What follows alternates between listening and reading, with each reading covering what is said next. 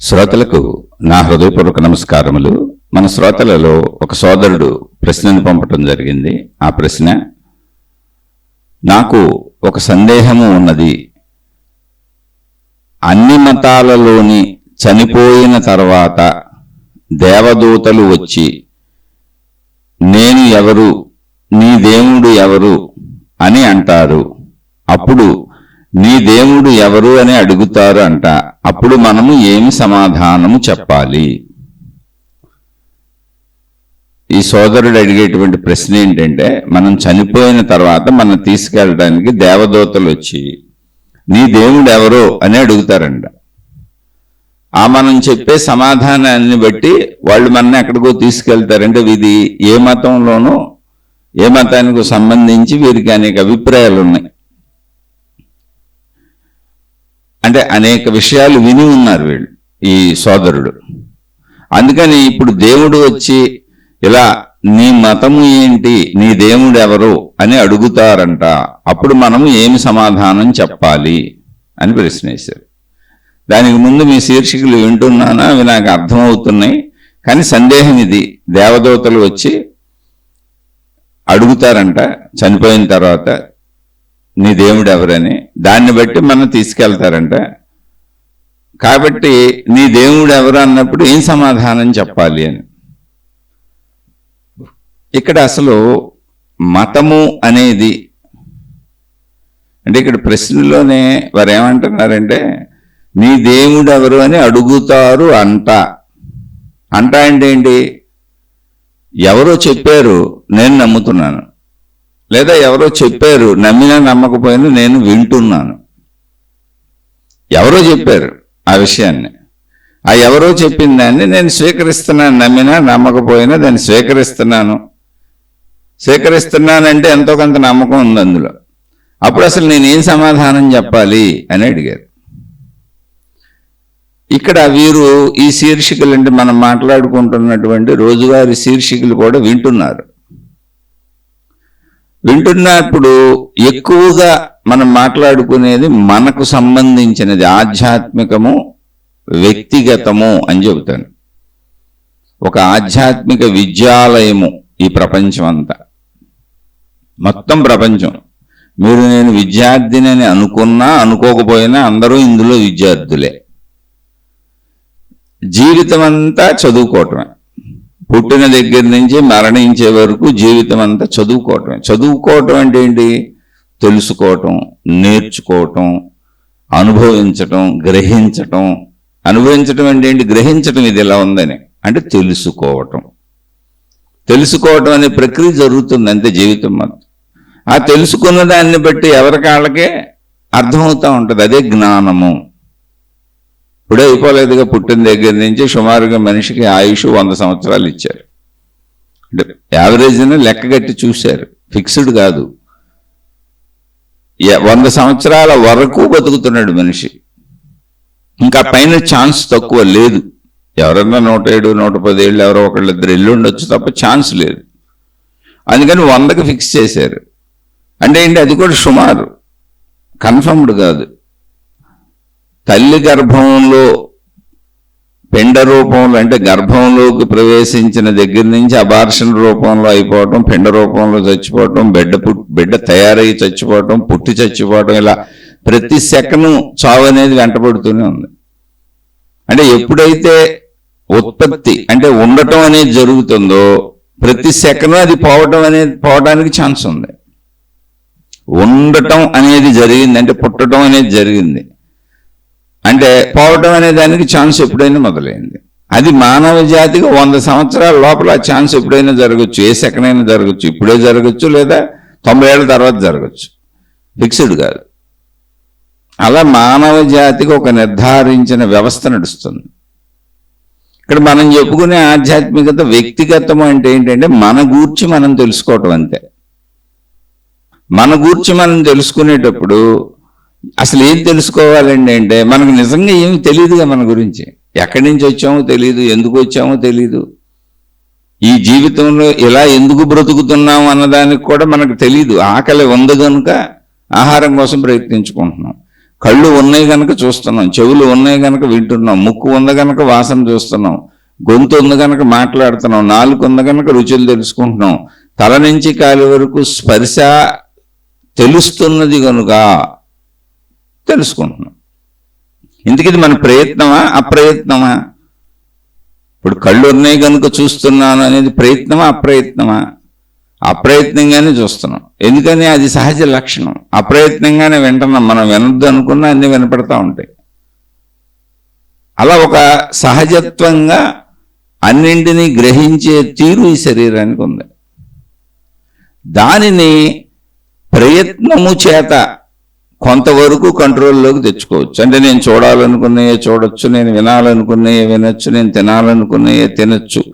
ఇలా ఈ శరీరపరమైనటువంటి ధ్యాసని కొంతవరకు ప్రయత్నం చేత తగ్గించుకోవచ్చు, ప్రయత్నం చేత పెంచుకోవచ్చు కూడా. రెండు ఉన్నాయి. ప్రయత్నం చేత పెంచుకోవచ్చు కూడా. అందుకని ప్రయత్నం చేత పెంచుకున్నప్పుడు అవి కోరికలు అవుతున్నాయి, ప్రయత్నం చేత తగ్గించుకున్నప్పుడు అది సాధన అంటున్నాం.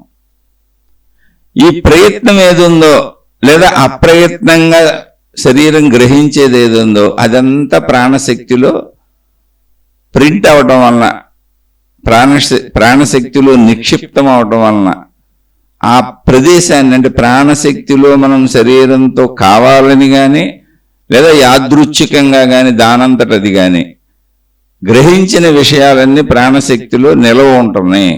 అంటే ప్రింట్ అవుతున్నాయి అన్నా, నిలవ ఉంటున్నాయి అన్నా, అందులో ముద్రింపబడుతున్నాయి అన్నా, ఆ విషయాన్ని అలా తప్పి అలా చెప్పాలో తెలియక పదాలు వాడుతున్నాను.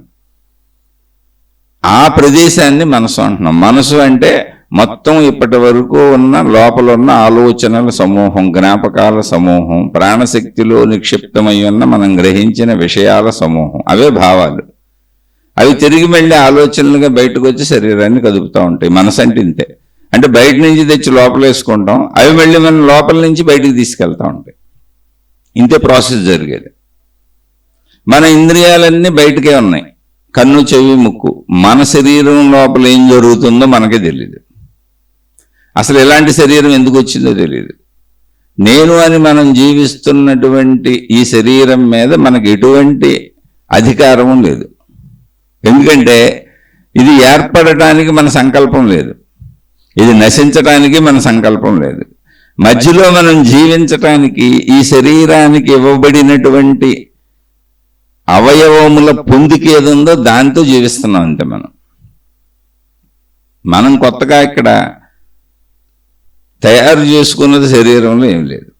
అసలు ఇదంతా ఏంటి అన్నప్పుడు నిజంగా ఆలోచిస్తే తెలియదు అన్న ఆన్సర్ వస్తుంది. ఆకలి ఎందుకు పుడుతుంది అంటే తెలియదు, కానీ పరిశీలిస్తే ఆకలి పుట్టకపోతే మనం ఆహారం తినకపోతే చచ్చిపోతాం. అది మన వ్యవస్థ. అదే విషయంలో రాయికి ఆ ఏర్పడలేదు. వృక్షాల కాడి నుంచి మళ్ళీ ఏర్పడింది. వృక్షాలు భూమి నుంచి, సూర్యరశ్మి నుంచి, వాయువు నుంచి ఇలా అన్నీ తీసుకుంటాయి. మరి కొండరాయికి ఆ సమస్య లేదు, దానికి ఆకలి లేదు, అదేం తినక్కర్లేదు, దానికి ఇంద్రియాలు లేవు. అలానే రాళ్ళు కూడా ఉన్నాయి, ఇక్కడ అన్నీ ఉన్నాయి. దాన్ని భూమి అంటున్నాం. భూమి మొత్తం వాటి కిందకే వస్తుంది. దానిపైన పంచభూతాల్లో భూమి తర్వాత నీరు, దానికేమి లేదు. దానిపైన సూర్యరశ్మి, దానికేమి లేదు. దాని మీద ఆధారపడి అన్నీ బతుకుతున్నాయి. ఇప్పుడు భూమి మీద కానీ, నీటి మీద కానీ, సూర్యరశ్మి మీద కానీ, గాలి మీద కానీ, లేదా ఆకాశమని ఖాళీ మీద కానీ ఆధారపడి సృష్టి అంతా ఉంది. జీవులన్నీ ఉన్నాయి, మనుషులందరూ ఉన్నారు, మొత్తం సృష్టి అంతా. కాబట్టి నా గురించి అసలు నాకు ఎంత తెలుసు అంటే అసలు నాకేమీ తెలియదు. నా గురించే నాకేమీ తెలియదు కదా, ఇక మతము దేవుడి గురించి ఎలా తెలుస్తుంది? నా గురించే నాకేమీ తెలియదు కదా, పక్క మనిషి గురించి, ఆ మనిషి మనసులో ఏముందో నాకు ఎలా తెలుస్తుంది? అసలు పక్క మనిషి రూపం కనపడుతుంది అంతే, కానీ మనిషి తాను ప్రవర్తించేది లోపలున్న భావాలతో. మనిషి అంటే బయటకు కనపడుతున్న రూపం కాదు, అంతరంగములోని ఆలోచనలు, అంతరంగంలోని భావాలు, అంతరంగంలోని గుణాలు. బయటకు కనపడుతున్న రూపము యంత్రము, శరీరం అనే యంత్రం. దాన్ని ఎలా కదుపుతారు వాళ్ళు అనేది అసలు ఎవరికి తెలియదు. వాళ్ళ మనసును బట్టి కదుపుతారు. కాబట్టి ఆకృతులను బట్టి, ఆకారాలను బట్టి మంచిగా చెడు ఎస్టిమేట్ వేయటం కుదరదు, ప్రమాదమా రక్షణ ఎస్టిమేట్ వేయటం కుదరదు. అనేక మందిని వాళ్ళ రక్షక భటులు చంపేశారు. ఇప్పుడు ఇందిరాగాంధీ గారిని వాళ్ళ రక్షక భటులు కాల్చి చంపేశారు. అక్కడ ఉన్నవాళ్ళు వాళ్ళు రక్షణ ఇస్తారనుకున్నారు, కానీ వాళ్ళే చంపేశారు.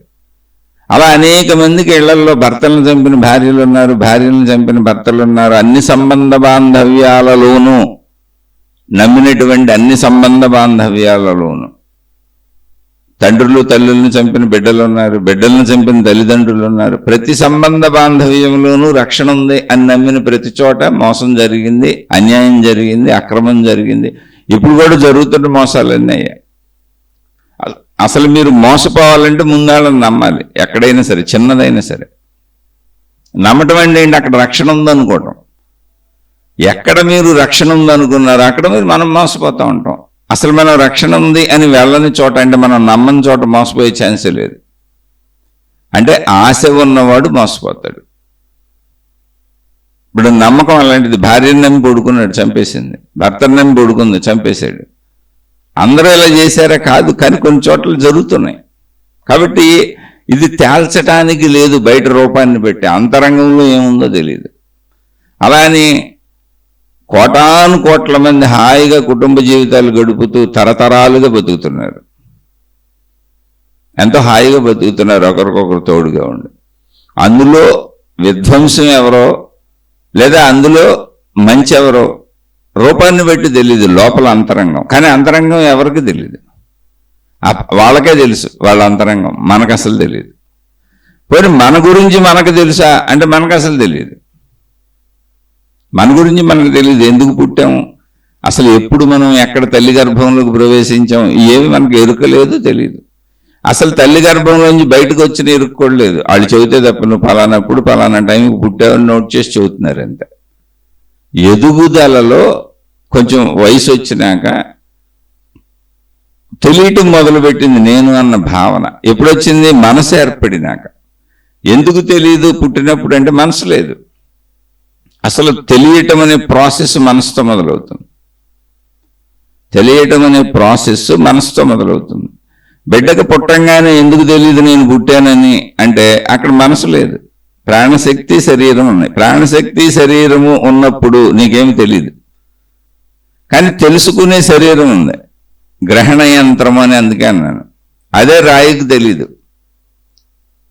రాయి దాని పద్ధతిలో ఇది ఉంది అంతే. అక్కడ ఎప్పటి నుంచి ఉందో తెలియదు, ఎప్పటి వరకు ఉంటుందో తెలియదు. దానికి మనలాగా ఫీలింగ్స్ ఏమి లేవు. అందుకే మనం వెళ్ళి రాళ్ళు తెచ్చుకొని పగలగొట్టి చెతక్కొట్టి రకరకాలుగా మనకి ఇష్టం వచ్చినట్టు చేసుకుంటాం. గుళ్ళో దేవుడు అంటే ఒక మందిరంలో దేవుడు బొమ్మగా పెట్టుకోవటం మొదలుకొని ఇక రోడ్లు వేసుకోవటం వరకు మన ఇష్టం వచ్చిన అన్ని రకాలుగా వాడుకుంటాం. అన్నీ భూ సంబంధిత రాళ్లే. అదే భూమితో పంటలు పండి మనం బతుకుతున్నాం. మళ్ళీ అది భూమిలో భేదత్వం అంతే. బాగా ఘనత్వం ఉన్నాయి, కొండరాళ్లుగా ఉన్నాయి. కొంచెం మామూలుగా ఉన్నటువంటి మట్టి పంటలు పండిస్తుంది. ఇక్కడ విషయం ఏంటంటే మన గురించి మనకు తెలీదు పుట్టగానే. ఎందుకని? మనసు లేదు. అప్పటికి మనసు తయారవ్వలేదు. మన గురించి మనకు అసలు తెలియాలి అంటే మనసు ఉండాలి. మనసు ఏంటి అంటే ఏమి లేదు, ఊహ, ఆలోచన, భావము. అది ఊహాత్మక స్థితే మనసు. అది మన లక్షణం. శక్తిలో, శక్తి యొక్క లక్షణాలలో ఇచ్ఛాశక్తి, క్రియాశక్తి, జ్ఞానశక్తి అని పేర్లు పెట్టారు. ఇచ్ఛ అంటే అనిపించటం, కావాలని అనిపించటం. క్రియ అంటే అనిపించిన దాని గురించి పనిచేసేటువంటి సామర్థ్యం. జ్ఞానము అంటే అది ఎలా పొందాలి అనేటువంటి, ఎలా పనిచేయాలి, ఎలా పనిచేస్తే దాన్ని పొందుతాము అనేటువంటి విధానం జ్ఞానం. ఇది ఎంత దూరమైనా వెళ్తుంది. మనసు ఉండకపోవటం వల్ల పుట్టిన బిడ్డకి, తల్లి గర్భంలోంచి వచ్చిన బిడ్డకి నేను పుట్టాను అని తెలియట్లేదు. అయితే నిదానంగా శరీరంలో గ్రహణ యంత్రము కదా శరీరము, పంచేంద్రియములు ఉన్నాయి. శరీరంలో ఏముంది? శరీరం అంతా గ్రహణ యంత్రమే. ఆ గ్రహణ యంత్రాన్ని పనిచేయించేటువంటి ప్రాణశక్తి ఉంది అందులో. కాబట్టి పుట్టిన బిడ్డకి నిదానంగా, స్లోగా ఆ గ్రహణ యంత్రంతో అన్నీ గ్రహించటం సహజంగా జరుగుతుంది. బిడ్డ అసలు ప్రయత్నించట్లేదు. బిడ్డే ప్రయత్నం చేయలేదు. ఎందుకంటే ప్రయత్న శక్తి బిడ్డ దగ్గర లేదు. నిదానంగా బిడ్డ అక్కడ చుట్టూ ఉన్నటువంటి పరిస్థితుల నుంచి సహజంగా గ్రహించడం జరుగుతుంది. ఎవరో పట్టుకున్నారు, స్పర్శ తెలిసింది. ఎవరో మాట్లాడారు, శబ్దం తెలిసింది. ఎవరో గాలి ఫ్యాన్ వేశారు, గాలి స్పర్శ తెలిసింది. ఏదో వాసన వచ్చింది. అలా శబ్దస్పర్శ రూపరస గంధములన్నీ ఏదో తినిపించారు, రుచి తెలిసింది. అలా కొద్ది కొద్దిగా తెలుసుకుంటూ ఈ తెలిసిన విషయాలు లోపల మనసుగా ప్రాణశక్తిలో ముద్రింపబడుతున్నాయి. ఎందుకని? శరీరం ప్రాణశక్తితోనే పనిచేస్తుంది. ప్రాణశక్తి ఒక చోట కూర్చొని ఆపరేట్ చేయట్లా, శరీరం మొత్తం ప్రాణశక్తి ఉంది. ఎక్కడ దేంతో ఇప్పుడు కాలు వేయగానే స్పర్శ తెలిసిందంటే ఆ కాళ్ళు అక్కడ ఉన్న ప్రాణశక్తికి తెలిసిపోయింది. తల మీద ఏదో పడగానే తెలిసింది, ఏ చిన్న ఆకు రాలి పడింది తెలిసింది అంటే ఆ తల మీద ఉన్న ప్రాణశక్తికి తెలిసిపోయింది. తల నుంచి కాలి వరకు మొత్తం శరీరం అంతా ప్రాణశక్తి సంచారం జరుగుతూనే ఉంది. అలా అన్నీ ఎక్కడ తెలుసుకుంది అక్కడ ప్రాణశక్తిలో నిక్షిప్తమైపోతున్నాయి. ఆ నిక్షిప్తమైనటువంటి అంటే నిక్షిప్తం అంటే ముద్రింపబడటమో, నిక్షిప్తం అవటమో, గుర్తుండటమో, జ్ఞాపకం ఉండటమో, ఏదైనా పేరు పెట్టుకోండి, దాన్ని మనసు అన్నాం. అంటే మనసు కాకుండా విడిగా ప్రాణశక్తి ఉంది. ఏంటంటే దానికి ఏ గుణము లేదు, ఏ స్వభావము లేదు. అందుకే బిడ్డ పుట్టినప్పుడు నేను అన్న ఎరుక కూడా లేదు. శరీరం ఉంది, ప్రాణశక్తి ఉంది, కానీ నేను అన్న ఎరుక కూడా లేదు. ఇది బాగా పరిశీలించుకోవాలి. నేనన్న భావన కూడా లేదు. ప్రపంచాన్ని, సృష్టిని గమనించేటువంటి విధానం అసలు లేదు. ఇలా మనసు ఏర్పడుతూ ఉండగా కొంచెం బిడ్డ ఎదుగుదలలో ఆ మనసు ఏర్పడినప్పుడు నేను అన్న భావన తయారవుతుంది. ఎక్కడ తయారవుతుందో, ఎప్పుడు తయారవుతుందో కూడా కరెక్ట్గా చెప్పలేం, కానీ అక్కడ తయారవుతుంది. నేనని మాట్లాడుతూ మొదలు పెడతాం, ఇక నాకు అది కావాలని మొదలు పెడతాం, ఇది కావాలని మొదలు పెడతాం. అది లోపల నుంచే ప్రారంభమైపోతుంది. అది ఆటోమేటిక్గా నేను ప్రారంభమైపోతుంది. కొంతమంది పాలు తాగే వయసులో అవసరమైనన్ని పాలు తల్లి దగ్గర నుంచి తాగినా కూడా అది అలవాటుగా అయిపోయి ఆ స్తన్యం వదలరు. అలాగే పట్టు కూర్చొని ఇంకా తాగుతూనే ఉంటారు, తీసేస్తే ఏడుస్తూ ఉంటారు. అరే అవసరానికి మించి బిడ్డ పాలు తాగేస్తుందని తల్లికి తెలుస్తుంది. అలా పాలు మానిపించడానికి అనేక మంది తల్లులు బిడ్డ చేత పాలు మానిపించడానికి విశ్వ ప్రయత్నాలు చేస్తారు. అంటే నాకు తెలిసిన కొన్ని సందర్భాలలో ఆ పాలు తాగే చోట కొద్దిగా చేదు కుంకుడుకాయ రసాలు లాంటివి రాయటం, బిడ్డగా అది నచ్చక ఆపేయటం, ఇలాంటివి చాలా ప్రయత్నాలు చేస్తారు. ఈ పాలు తాగటం అలవాటు అయిపోయి చిన్నపిల్లలు బిడ్డగా అంటే పసిబిడ్డగా ఉన్నప్పుడు కాళ్ళు వాళ్ళకి మొత్తం చేతులు అందుతాయి, కాలి బొటన వేళ్ళు నోట్లో పెట్టుకు చిక్కుతూ ఉంటారు. తర్వాత చేతి బొటన వేళ్ళు నోట్లో పెట్టుకు తిరుగుతూ ఉంటారు, చాలా కొంచెం పెద్దవాళ్ళు అవుతున్నా కూడా. ఇదేంటి అంటే పాలు తాగటం అనే యాంగిల్లోంచి వచ్చింది. వాళ్ళకి అలవాటు అయిపోయింది, బ్రెయిన్ బలంగా తీసేసుకుంది. అంటే మిగిలినవి ఇంకా వాళ్ళకి తెలియదు. మీరు గమనిస్తే అప్పుడే ఏడుస్తున్నారు అంటే వాళ్ళకి స్వతంత్రత వచ్చేసింది, లోపల భావ వ్యక్తీకరణ జరుగుతుంది. పాలు ఎంత అవసరం అన్నది కదా, అది మాకు ఆనందంగా ఉంది, ఇలా తాగుతూనే ఉంటాం, ఇలా తల్లి ఒడిలో ఉండి ఆ స్తన్యాన్ని చప్పరించుకుంటూ ఉంటాం అనేటువంటిది అలవాటు అయిపోయింది. అది ఒక వ్యసనం అయిపోయింది పసిబిడ్డకి. అందుకే పాల పేకలు కూడా వచ్చే పూర్వం ఆ పాల పేకల్లో లోపల ఏదో కొద్దిగా తేనేస్తారు, అవి నోట్లో పెడితే పిల్లలు చప్పరించుకుంటూ ఉంటారు. అలా ఒట్టి పాల పేకలను చప్పరించుకుంటూ ఉంటారు. ఇలా చిన్నతనంలో బిడ్డలను గమనిస్తే ఇప్పుడు మనకేదో వ్యసనాలు అవుతున్నాయి అని అనుకున్న మనం, అంటే సినిమాలు చూడటం వ్యసనం, బట్టలు కట్టుకోవటం, రకరకాల బట్టల వ్యసనం, చెప్పులు వ్యసనం, షాపింగ్ వ్యసనం, మందులు, తాగుడు, వ్యభిచారాలు, సిగరెట్లు, గుట్కాలు, గంజాయి, మాదక ద్రవ్యాలు, ఇలా చెడు చేయటం వ్యసనం, దొంగతనాలు వ్యసనం, అబద్ధాలు వ్యసనం, ఎలా అవుతున్నాయి అనుకుంది పసితనం నుంచి ఉంది. అది శరీరానికి అసలు అలవాటు ఉంది. దాన్ని విచక్షణ జ్ఞానంతో కంట్రోల్ చేసుకోవాలని ఆధ్యాత్మికతని మొదలుపెట్టారు మహాత్ములు. ఆధ్యాత్మికత అనేది మన అంశమే, కానీ విచక్షణ జ్ఞానంతో ఉపయోగించి మనం ఇలా వెళ్ళిపోతున్నామని మనం చూసుకోవాలని ఎవరికి తెలియదు. ఆ పసిబిడ్డలుగా ఉన్నప్పుడు అసలు తెలియదు. అంటే పసిబిడ్డగా ఉన్నప్పుడు పాలు, తల్లి పాలు దగ్గరే వాళ్ళు మొండికేస్తున్నారు అంటే నేను అప్పుడే మొదలైపోయింది, అన్ని మొదలైపోయినాయి అప్పుడే. అయితే ఆ స్థాయిలో వ్యక్తీకరణ ఉంది. అది అలా అక్కడి నుంచి మొదలైన మనం సంపూర్ణంగా ఎదిగిపోయి 30-40 ఏళ్ళు వచ్చేసి జీవితాన్ని చూసేసి నేనని ఇప్పుడు అన్నీ నేనే చేస్తున్నట్టుగా భావించుకుంటున్నాం. కానీ యాక్చువల్గా నేను చేసేది ఏం లేదు.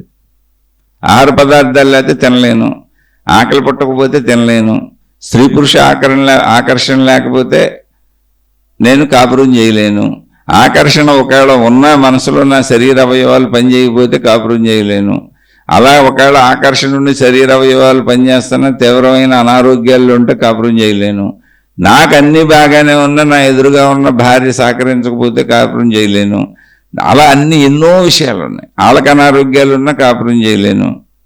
అంటే ఏంటి, అన్నీ అక్కడ ఏర్పాటు చేయబడితే, అన్నీ అక్కడ ఉంచబడితే అలా పరిశీలించట్లే మనం. అదే ప్రాబ్లం ఏంటంటే ఆధ్యాత్మికత ఏం చెబుతుందంటే అనేక రకాలుగా అక్కడ నీకు అందించబడితే నువ్వు దాన్ని నేను పొందాను అనుకుంటున్నావు. ఇప్పుడు గాలి ఉంది, ఎక్కడైనా ఉంది గాలి, ఎక్కడికి వెళ్ళినా ఉంది. ఇంట్లో తలుపులు వేసుకు పుడుకుంటున్నా గాలి ఉంది, గాలి పీల్చుకొని బతుకుతున్నాం. గాలి మనం పీల్చుకుంటున్నామా, దానంతటా అది శరీరంలో ఆ ప్రక్రియ జరుగుతుందా అని చూసామనుకోండి, గమనించినప్పుడు మనం పీల్చుకున్నట్టు ఉంటుంది. కానీ కరెక్ట్గా పరిశీలిస్తే మనం నిద్రపోతున్నప్పుడు సాక్ష్యం ఉంది అక్కడ, ఏమని దానంతటా జరిగిపోతుంది. దానంతటా అది జరుగుతున్న దాంట్లోకి మనం వెళ్ళి ప్రమేయం కల్పించుకుంటాం. గాలికి ఎలా అయితే నేను పిలుస్తున్నానా లేదా అన్నప్పుడు మళ్ళీ మనకి నేనే పిలుస్తున్నట్టు అనిపిస్తుంది. కానీ నిద్ర సాక్ష్యం ఏం చెబుతుందంటే అసలు నువ్వు పిలవట్లేదు, దాని అంతటా జరిగిపోతుందని. అలాగే మన శరీరం బ్రతికుండటానికి అవసరమైనటువంటి శరీరము లోపలి ముఖ్య అవయవములన్నీ వాటంతటా అవే పనిచేసుకుంటున్నాయి. అసలు ఎలా పనిచేస్తాయో కూడా మనకు తెలియదు. కాకపోతే తర్వాత పరిశోధనలో చదువుకొని పెద్ద పెద్ద డాక్టర్లు ఇవన్నీ రకరకాలు వచ్చినాయి. లోపల శరీర అవయవాలను పరిశీలించి అది చదువుగా వచ్చింది, దానికి వైద్యం చేయడం మొదలుపెట్టారు. అది తర్వాత విషయం. అది కూడా మనకు చేతిలో ఏమి లేదు, అక్కడ ఉన్నదాన్ని గమనిస్తున్నారు అంతే. అంటే చూడటానికి కన్నుంది, ఆ కంటికి చూసే శక్తి ఇవ్వబడింది, కన్ను ఏర్పాటు చేయబడింది, బయట దృశ్యాలు ఏర్పాటు చేయబడింది. కాబట్టి అసలు నేను చూడగలుగుతున్నాను. కానీ నేను ఫలాందే చూస్తాను, ఫలాందే చూడను, నాకు ఇష్టం ఉండదు, ఇది ఇష్టము లేదని వ్యవస్థను ఒకదాన్ని ఏర్పాటు చేసుకున్నాను నేను. దేంటో ఆల్రెడీ ఉన్న వ్యవస్థలో. అసలు ఆల్రెడీ ఒక వ్యవస్థ ఉంది. నీ ప్రమేయం నువ్వు ఏమి ఏర్పాటు చేసుకున్నా చేయకపోయినా జరుగుతూనే ఉంటుంది. ఇప్పుడు జీవన్ముక్తులైన మహాత్ములు గ్రహించిన సత్యమే అది. ఆల్రెడీ ఒక వ్యవస్థ ఉంది, ఇక్కడ ఒక శరీరం ఇవ్వబడింది, ఒక సృష్టి మన చుట్టూ ఉన్నది. ఈ శరీరమునకు అవసరమైన అన్ని ఆ సృష్టిలో ఉన్నాయి. ఆ సృష్టిలో ఉన్నవన్నీ ఈ శరీరానికి అందించబడతాయి. నా ప్రమేయం ఉన్నా లేకపోయినా ఖచ్చితంగా అందించబడతాయి అనే దాన్ని, సత్యాన్ని ఆమూలాగ్రం సంపూర్ణంగా పరిశోధించి అనేక రకములుగా తర్కించుకొని సాధనలు చేసి తపస్సులు చేసి కనుగొన్నారు. కానీ అదే సత్యాన్ని మనమేమనుకుంటున్నాం అంటే అసలు పరిశీలించకుండా, ఏ పరిశీలన చేయకుండా నా ప్రయత్నంతో అన్నీ జరుగుతున్నాయి. నేను వెళ్ళి ఇప్పుడు వృత్తి వ్యాపార ఉద్యోగాలు చేయకపోతే డబ్బులు ఎక్కడి నుంచి వస్తాయి? రావు కదా. నేను ప్రయత్నించకపోతే ఆహార పదార్థాలు ఎక్కడి నుంచి వస్తాయి? రావు కదా. నేను ప్రయత్నించి వండకపోతే తింటం ఎలా కుదరదు కదా. ఇలా నేను ప్రయత్నించబోతే ఏది నా దగ్గరికి రాదు కదా అనేటువంటి విధానానికి మనం అలవాటు పడిపోయాం. ఎందుకు అలవాటు పడిపోయామంటే ఉన్న అన్నిటిలో కొన్ని నాకు ఇష్టము, కొన్ని నాకు అయిష్టము అని మనం ఏర్పాటు చేసుకున్నాం.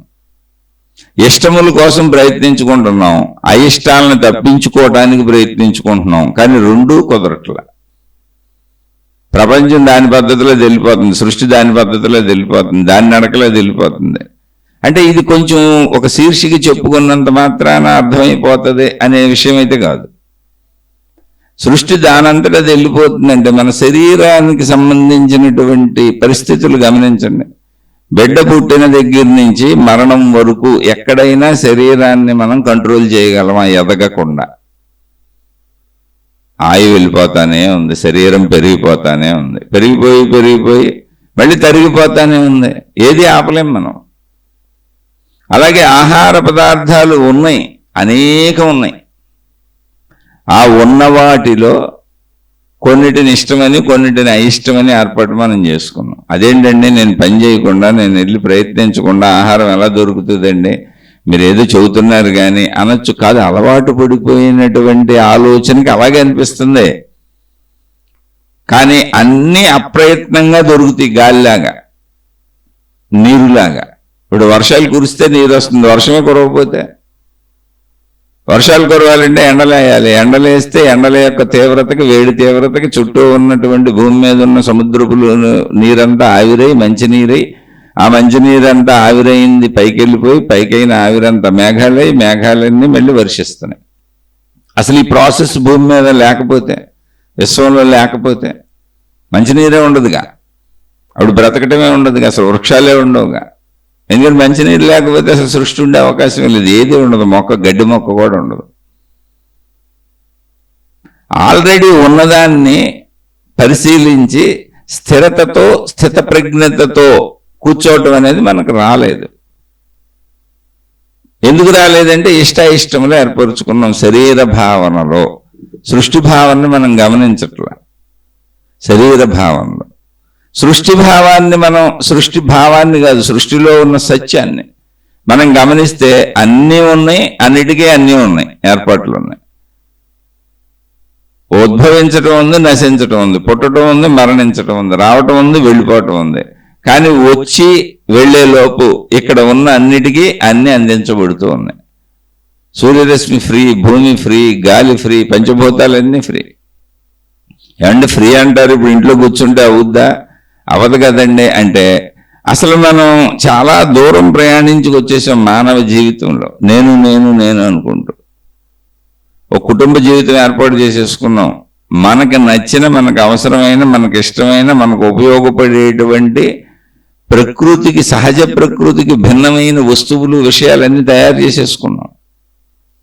ప్రకృతి పరంగా జీవించట్లే మనం, మనకిష్టం వచ్చినట్టు ప్రకృతిని మలుచుకొని జీవించటం అలవాటు చేసుకున్నాం. అందుకని మనకిష్టం వచ్చినట్టు ప్రకృతిని మలుచుకొని జీవించుకోవడం మనుషులు అలవాటు చేసుకున్నారు. వస్తువులు తయారు చేసుకున్నారు, అనేక విషయాలు తయారు చేసుకున్నారు.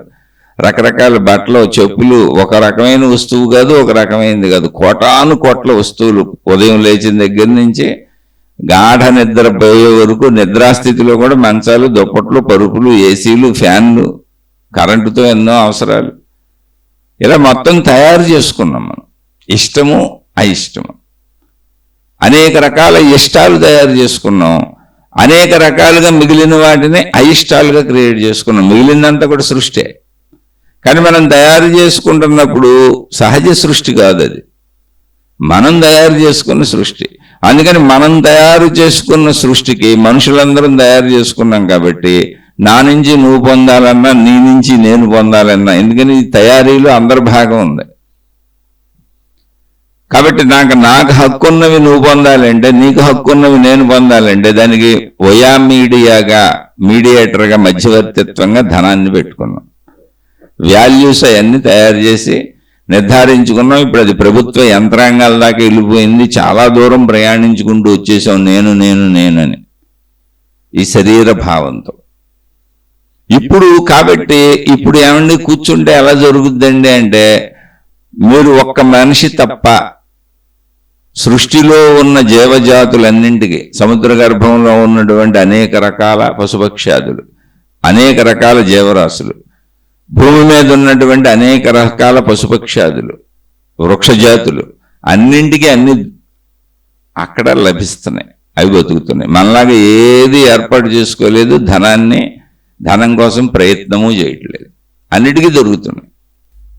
మీరు చూడండి, ఊళ్ళల్లో కుక్కలు ఉంటాయి, రోడ్ల మీద తిరుగుతూ ఉంటాయి, ఎవరికీ సంబంధించినవి. కానీ అన్ని బతుకుతానే ఉన్నాయి, పెరుగుతానే ఉన్నాయి, పిల్లల్ని కంటానే ఉన్నాయి, స్త్రీ పురుష కుక్కలు కాపురాలు చేసుకుంటానే ఉన్నాయి, మళ్ళీ చిన్నపిల్లలు, అలాగే పిల్లులు, అనేక జాతులు మన ఇళ్ల మధ్యలో కనపడతా ఉంటాయి. వాటికి ఎక్కడ దొరుకుతుందండి? ఎక్కడ ఏదో ఒకటి దొరికేట్టే ఉంది. మనిషికి ఎందుకు అలా అనిపించటం లేదంటే, మనం ధనం అనే ఒక వ్యవస్థ, ప్రకృతికి భిన్నంగా మనం తయారు చేసుకున్న వస్తు సమూహాలు. ఇప్పుడు మనం కుర్చీలు తయారు చేసుకున్నాం, కుర్చీలు ప్రకృతిలో ఉండవు, మనిషి కావాలి. టేబుల్ తయారు చేసుకున్నాం. టేబుల్ సహజంగా ప్రకృతిలో లేదు, మనిషి తయారు చేయాలి. అలా ప్రతి విషయం పిన్నీస్ నుంచి చిన్న గుండు సూది నుంచి ర్యాకెట్ వరకు మన ఇంట్లో వాడుకునే వస్తువులన్నీ మనం ప్రకృతికి విరుద్ధంగా, అంటే ప్రకృతిలో లేనివి మనం విడిగా తయారు చేసుకున్నాం, ప్రకృతిలో ఉన్న మూల పదార్థాలను వినియోగించుకొని. కాబట్టి డబ్బుని మీడియాగా పెట్టుకున్నాం. కనుక డబ్బు కోసం పరుగులు పెడుతున్నాం. డబ్బు కోసం పరుగులు పెట్టి ఇప్పుడు నేను వెళ్ళకపోతే, పరుగు పెట్టకపోతే, డబ్బు రాకపోతే, డబ్బు సంపాదించకపోతే ఇవన్నీ ఎలా దొరుకుతాయి అని ప్రశ్నిస్తాం. అసలు నువ్వు ఎక్కడికో వచ్చేసావు మనిషిగా, వస్తువుల మీద ఆధారపడిపోయావు, వస్తువుల్లో ఇష్టాయిష్టాలు ఏర్పరుచుకున్నావు, పదార్థాలు తయారు చేసేసుకున్నావు, ప్రకృతికి సహజంగా జీవించకుండా ప్రకృతికి భిన్నంగా వెళ్ళిపోయావు. ప్రాబ్లం అక్కడ వచ్చింది. అందువలన ఇవన్నీ నేను ప్రయత్నించకుండా ఎలా జరుగుతుంది అన్నీ కనిపించింది.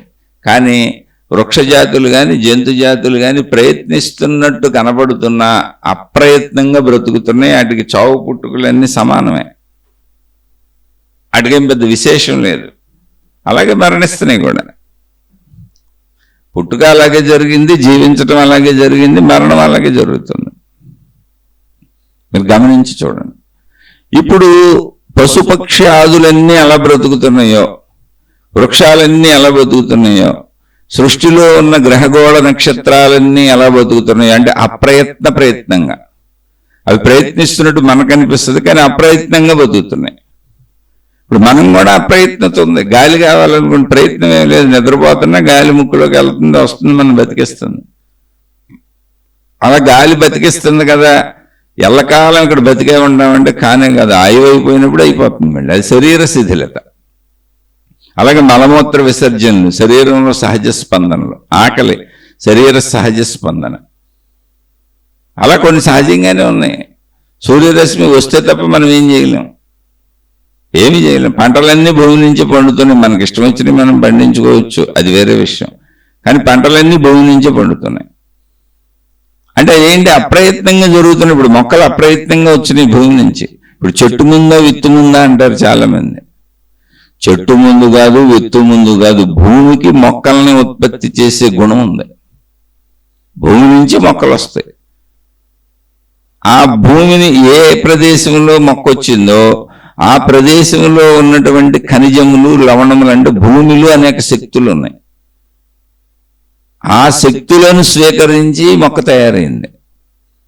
కాబట్టి మనం తినే ఆ పండులోనో, ఆ ఫలములోనో, ఆ ఆహార పదార్థంలోనో భూ సంబంధిత శక్తులు ఉంటాయి. అవన్నీ మనిషి తింటే సరిపడేలా కొన్ని వస్తువులు ఉన్నాయి, కొన్ని మనిషికి సరిపడవు, కొన్ని జంతువులకు సరిపడతాయి, కొన్ని జంతువులకు సరిపడవు. అలా అనేక రకాలుగా ఇక్కడ ఉన్న అన్నిటికీ ఏర్పాట్లు ఉన్నాయి, ఏర్పాట్లు సహజంగా ఉన్నాయి. అన్నీ నీకు చక్కగా దొరుకుతాయి. అయితే ఈ చక్కగా నాకు అన్నీ దొరుకుతాయి అనే విషయాన్ని మనిషి మర్చిపోయాడు, ఎప్పుడో మర్చిపోయాడు. ఎందుకంటే ఎంతో ముందుకెళ్ళిపోయాడు. ఎంత ముందుకెళ్ళిపోయాడంటే 200 అంతస్తులు 300 అంతస్తులు బిల్డింగులు కట్టుకుంటూ వెళ్ళిపోతున్నాడు పైకి, ఆకాశంలోకి, అపార్ట్మెంట్ల పేరుతో. ర్యాకెట్లు, విమానాలు వేసుకు తిరిగేస్తున్నాడు. వీటన్నిటికీ డబ్బులే కావాలి. కాబట్టి నేను చేయకపోతే ఏది అవ్వదనే స్థితికి మనిషి వెళ్ళిపోయాడు. ఎప్పుడుకో. కానీ జంతువులు, ఒక్క మనిషి తప్ప చుట్టూ ఉన్న ఏ జీవరాశికి ఈ అవసరత లేదు, మనిషి లాంటి భావన లేదు. అవన్నీ హ్యాపీగా బతుకుతున్నాయి. అవన్నీ ప్రకృతితో సమానంగా. పుట్టుక గురించి బాధ లేదు, చావు గురించి బాధ లేదు, మధ్యలో దొరికే వాటిని దొరకబుచ్చుకొని బతుకుతున్నాయి. అన్నిటికీ అన్నీ దొరుకుతున్నాయి. ఇప్పుడు ప్రయత్నించినా అక్కడ దొరికేది లేకపోతే ఎలా కుదురుతుంది? అక్కడ దొరికేది ఉన్నప్పుడు అసలు మన ప్రయత్నమా కాదా ఆలోచించండి. చెట్టుకు పండు ఉంది, ఆల్రెడీ పండిపోయి తయారైపోయి ఉంది, ఓ పక్షి చెట్టు మీద వాళ్ళు తింది. ఇప్పుడు అది ప్రయత్నించిందా, ప్రయత్నించలేదా? అక్కడ ఉన్నదానిని పొందుతున్నప్పుడు ప్రయత్నం ఏముంది అందులో అసలు? కానీ అక్కడే ఒక మాయాపూరిత భావన ఉంది. పక్షి ఎగిరెళ్ళి ఆ చెట్టు మీద వాళ్ళు తింటుంది కదా, ప్రయత్నం ఉంది అని. పక్షి ఎగిరింది, వెళ్ళింది, ఎత్తుక్కుంది, చెట్టును చూసింది, ఆ కొమ్మ మీద వాలింది, ముక్కుతో పొడుచుకొని తింటుంది, ఇదంతా ప్రయత్నమే. ప్రయత్నం అది ఆల్రెడీ ఉంది, అక్కడ ఉన్నదాన్ని తింటుంది. అంటే ఏంటి? అన్నీ నీకు సమకూర్చబడతాయి. సమకూర్చబడే ఉన్నాయి. అసలు భర్త ఏంటి, సమకూర్చబడే ఉన్నాయి. ఎందుకంటే పుట్టక ముందే సృష్టి ఉంది. ఒక పక్షో, ఒక జీవో, ఒక మనిషో ఈ సృష్టిలోకి రావటానికి ముందే సృష్టి ఉంది. అంటే నీకు అన్నీ ఏర్పాటు చేయబడి ఉన్నాయి. ఏర్పాటు చేయబడి ఉన్నాయి అన్నీ నాకు అన్నప్పుడు రూపం జీవంగా ఒక శరీరం ఇవ్వబడింది. ఆ శరీరం జీవించడానికి అవసరమైన అన్నీ ఇవ్వబడినాయి. ఆ శరీరం మళ్ళీ తీసేసుకోబడుతుంది. శరీరం నాది కాదు, అసలు ఇవ్వబడింది. ఇవ్వబడిన శరీరానికి అవసరమైన అన్నీ ఇక్కడ ఉంచబడినాయి. ఉంచబడిన అన్ని వాడుకోవడానికి అవసరమైనటువంటి జ్ఞానశక్తి, ఇచ్ఛాశక్తి, క్రియాశక్తి శరీరానికి ఇవ్వబడింది. అంటే అది ప్రయత్నం ఇవ్వబడింది శరీరానికి. కాబట్టి శరీరం ఉంచబడిన వాటిని వాడుకొని బతుకుతుంది. అలా ఉంచబడినవన్నీ ఉన్నా మళ్ళీ శరీరం శిథిలమైపోద్ది. దానంతటా అదే శిథిలమైపోద్ది. ప్రకృతి సృష్టి ఇలాగే ఉంటుంది. అవన్నీ అక్కడే ఉంటాయి. మళ్ళీ తర్వాత వాళ్ళు వాడుకుంటుంటారు ఉన్నోళ్ళు ఎవరు. ఈ సత్యాన్ని గ్రహించడమే ఆధ్యాత్మికత. అంటే అన్నీ నాకు అందించబడుతున్నాయి, అందించబడే ఉన్నాయి. నేను రాకముందు నుంచి అన్నీ ఇక్కడ ఉన్నాయి. నేను వెళ్ళిపోయినా అన్నీ ఇక్కడే ఉంటాయి. మధ్యలో నేను నేను నేను అనుకొని ఈ నేనుని వదలలేక బాధపడుతున్నాను. కానీ అసలు నేను అనేది కూడా నాకు ఇవ్వబడిన శరీరం, నాది కాదు. ఇది సృష్టి చేత నాకు ఇవ్వబడిన శరీరం. అప్పుడు ఈ శరీరము నేనని అనుకోవటం కూడా ఒక భ్రమ, ఒక మాయ, ఒక అజ్ఞానం. నేను లేని చోటు నుంచి వచ్చాను, మళ్ళీ నేను లేని చోటుకి వెళ్ళిపోతాను. ఇది నిఖార్సైనటువంటి సత్యం. ఎవరు పరిశీలించుకుని ఇప్పుడు మనం మా తెలుగులోనే మాట్లాడుకున్నాం. నేను లేని చోటు నుంచి వచ్చాను. లేని చోటు నుంచి వచ్చినట్టుంటే సరిపోయేదిగా. పశుపక్షాదుల్లాగా, వృక్షాల్లాగా నేను పెంచుకుంటూ పోయాను. నేను చావకూడదు అనుకుంటాను. నాకు ఇష్టం వచ్చినట్టే జరగాలనుకుంటాను. అంటే నేను అనే ఒక అహంను పెంచుకున్నాను. నా సృష్టి నేను తయారు చేసుకున్నాను. సృష్టిలో నేను ఇమిడిపోయి లేను. నా సృష్టిని నేను నిర్ధారించుకుందామని ట్రై చేస్తాను. నా నిర్ధారణే నా ఇష్టం, నా నిర్ధారణే నా ఇష్టం. అయిష్టములు అవే. అందువలన నేను నిర్ధారించుకోవటం వలన సుఖ దుఃఖములు వచ్చినాయి. అందుకే మనుషులందరినీ మీరు గమనించండి. ఒకళ్ళకి సుఖమైంది ఇంకోళ్ళకి సుఖం అవ్వదు. ఒకళ్ళకి దుఃఖమైంది ఇంకోళ్ళకి దుఃఖం అవ్వదు. ఒకళ్ళకి దుఃఖమైంది ఇంకోళ్ళకి సుఖం అవ్వచ్చు, ఒకళ్ళకి సుఖమైంది ఇంకోళ్ళకి దుఃఖం అవ్వచ్చు. ఎందుకని ఎవరికి వాళ్లే భావన. ఇది భావనాత్మక సృష్టి మనిషిది. అదే మనసు. ఆ భావనాత్మక సృష్టి మనసు. కాబట్టి మనసు అనేది సృష్టికి భిన్నంగా మనిషి తయారు చేసుకున్న తన సొంత సృష్టి. అసలు సృష్టిని మర్చిపోయి తాను ఒక సొంత సృష్టిని తయారు చేసుకున్నాడు మనిషి, తన ఇష్టములు అయిష్టములతో. కానీ అది ఇక్కడ లేదు ఒరిజినల్గా. అందుకని ఆధ్యాత్మికత నాయన జీవించు అంతే. ఎంతవరకు జీవిస్తావు? ఉన్నంత వరకు. ఎందుకని శరీరమే నీది కాదు అసలు. నువ్వు లేని చోటు నుంచి వచ్చావు, లేని చోటుకి వెళ్ళిపోతావు. ఆ లేని చోటు ఏంటో నువ్వు ఉండగానే చూపిస్తావు నీకు. ఎవరో మనుషులు చూశారు జీవన్ముక్తులు. అదే ప్రాణశక్తి. ప్రాణశక్తులు ఏమీ లేదు. లేని చోటు అంటే అది ప్రాణశక్తి. అక్కడ ఆకారం లేదు, అక్కడ రూపం లేదు, అక్కడ గుణం లేదు, అక్కడ స్వభావం లేదు, అక్కడ అసలు ఏమీ లేదు. ఏముంది? శక్తి ఉంది.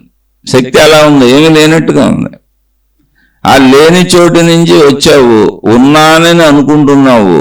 ఆ ఉన్నది నేనే అనుకుంటున్నావు. ఆ ఉన్న నేనుకి అన్ని నా ఇష్ట ప్రకారమే జరగాలనుకుంటున్నావు. నాకే నష్టమో కష్టమో ఇబ్బంది ఉండకూడదు అనుకుంటున్నావు. నేను నశించిపోకూడదు అనుకుంటున్నావు. ఇవన్నీ నువ్వు ఏర్పరచుకున్న భావాలు. ఉన్నది ఉన్నట్టుగా చూడు. లేని చోటు నుంచి నువ్వు ఉన్నట్టుగా కల్పించబడ్డావు. అదే సృష్టి. నువ్వు తయారు చేయబడ్డావు. నీ శరీరం అనేటువంటి పదార్థ రూపం ధరించావు. కానీ నీ శరీరం ఎక్కడి నుంచి వచ్చింది? లేని చోటు నుంచి వచ్చింది. పదార్థ రూపం ధరించావు.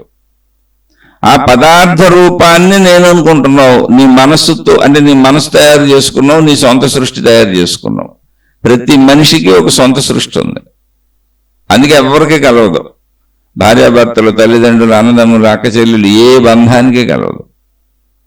అందరూ వేరువేరుగా అనిపించడానికి కూడా ఈ సొంత సృష్టి కారణం. అలా తయారు చేసుకున్నావు, అదంతా నేనే అనుకున్నావు, ఇష్టములు ఏర్పరుచుకున్నావు, దానివల్ల సుఖదుఖములకు లోనవుతున్నావు. ఇవన్నీ భావనలు ఈ శరీరంతోనే కుదిరినవి కనుక, ఈ శరీరం నుంచే మొదలైనవి కనుక, ఈ శరీరానికి ముందు ఈ భావనలు లేవు, అభావ స్థితిలో ఉన్నావు కనుక, ఈ శరీరం నశించిపోతే మళ్ళీ అభావ స్థితికి వెళ్ళిపోతావు, ఏమవుతావో నీకు తెలియదు కనుక ఈ శరీరం పోకూడదు, ఈ శరీరం బాగుండాలనుకుంటావు. ఈ శరీరానికి ఏమన్నా అవుతుంది అనుకుంటే భయపడిపోతావు, బాధపడిపోతావు, దుఃఖపడిపోతావు. ఈ శరీరానికి సుఖాన్ని కలిగించేవన్నీ ఇష్టాలన్నీ నేను నాది నావి అని పోగేసుకున్నావు. నేను నాది నావి నా వాళ్ళంతా నువ్వు పోగేసుకుంది అదే బంధములుగా పెట్టుకున్నావు. అయిష్టములు కూడా బంధములుగానే పెట్టుకున్నావు.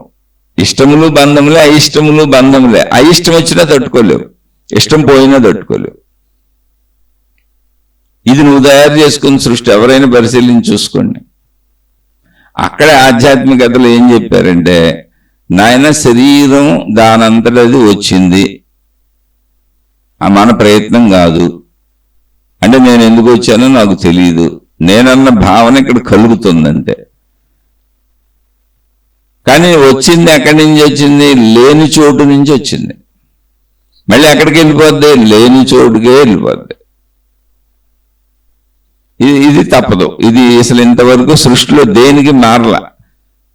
చైతన్యవంతమైనటువంటి జీవజాతులకి వేటికి మారల. అంటే కదిలేటువంటివి, ఎదిగేటువంటివి. మిగిలిన వాటి గురించి మన ఆయువు తెలీదు, కానీ వాటికి జరుగుతుంది అని చెప్పారు. మానవుడిగా మన ఆయువు ఒక పర్వతాన్ని పరిశీలించడానికి సరిపోదు. కానీ వృక్షాలు చనిపోవటం తెలుసు, పుట్టడము తెలుసు. జంతువులు పుట్టడము తెలుసు, చనిపోవటం తెలుసు. అలాగే మనుషులు పుట్టడము తెలుసు, చనిపోవటం తెలుసు. అవన్నీ మనకు తెలుసు. మిగిలిన వాటిని కనుగొనడానికి మన ఆయువు సరిపోదు. అది అంటే వాటంతటవి ఉద్భవించి వాటంతటవి నశిస్తున్నప్పుడు నువ్వు మధ్యలో నేననుకొని ఆ సృష్టి క్రమాన్ని ఎలా మార్చగలవో? కుదరదు కదా. అందుకని ఆ నేనన్న భావం సంపూర్ణంగా అసలు ఏంటో తెలుసుకొని నువ్వు లేని చోటు నుంచి వచ్చావు, లేని చోటుకి వెళ్ళిపోతావు. మధ్యలో అందిన వాటితో హాయిగా ఉండు, ఎందుకని అన్ని అందించబడుతున్నాయి. మధ్యలో నువ్వు కల్పించుకొని సొంత సృష్టి చేసుకొని, మనసు అనే సొంత సృష్టిని ఏర్పరుచుకొని, ఇష్టములు ఏర్పరుచుకొని, దానికి నువ్వు అనేక రకాల సృష్టిలో వినియోగ వస్తువులను తయారు చేసేసుకొని వాటి మధ్యలోకి వెళ్ళిపోయి నువ్వే అనేక రకాలుగా అనేకం తయారు చేసుకొని ఇది ఎలాగే జరగాలని నువ్వు నిర్ణయించుకోవటం అనేది అసలు సృష్టిలో సాధ్యమయ్యే విషయమేనా అంటే సాధ్యం ఎక్కడ కాదు. సాధ్యం కాని చోట ఈ ఆలోచన లేనటువంటి మనుషులు, అంటే నేను లేని చోటు నుంచి వచ్చాను, లేని చోటుకు వెళ్ళిపోతాను, జననము మరణము, మధ్యలో ఈ శరీరమునకు అన్ని రకముల గ్రహణ శక్తులు ఇవ్వబడినాయి. గ్రహణ శక్తులు ఏంటి? శబ్ద, స్పర్శ, రూప, రస అంటే రుచి, గంధ అంటే వాసన. అలా అన్ని గ్రహించేటువంటి శక్తులు శరీరంలో ఆల్రెడీ ఉన్నాయి, ఇవ్వబడింది. అటువంటి శరీరం నాకు, శరీరం నేను తెచ్చుకోలే, ఇవ్వబడింది. ఆ ఇవ్వబడిన శరీరానికి గ్రహించడానికి అనువుగా బోల్డ్ సృష్టి చుట్టూ ఇవ్వబడింది.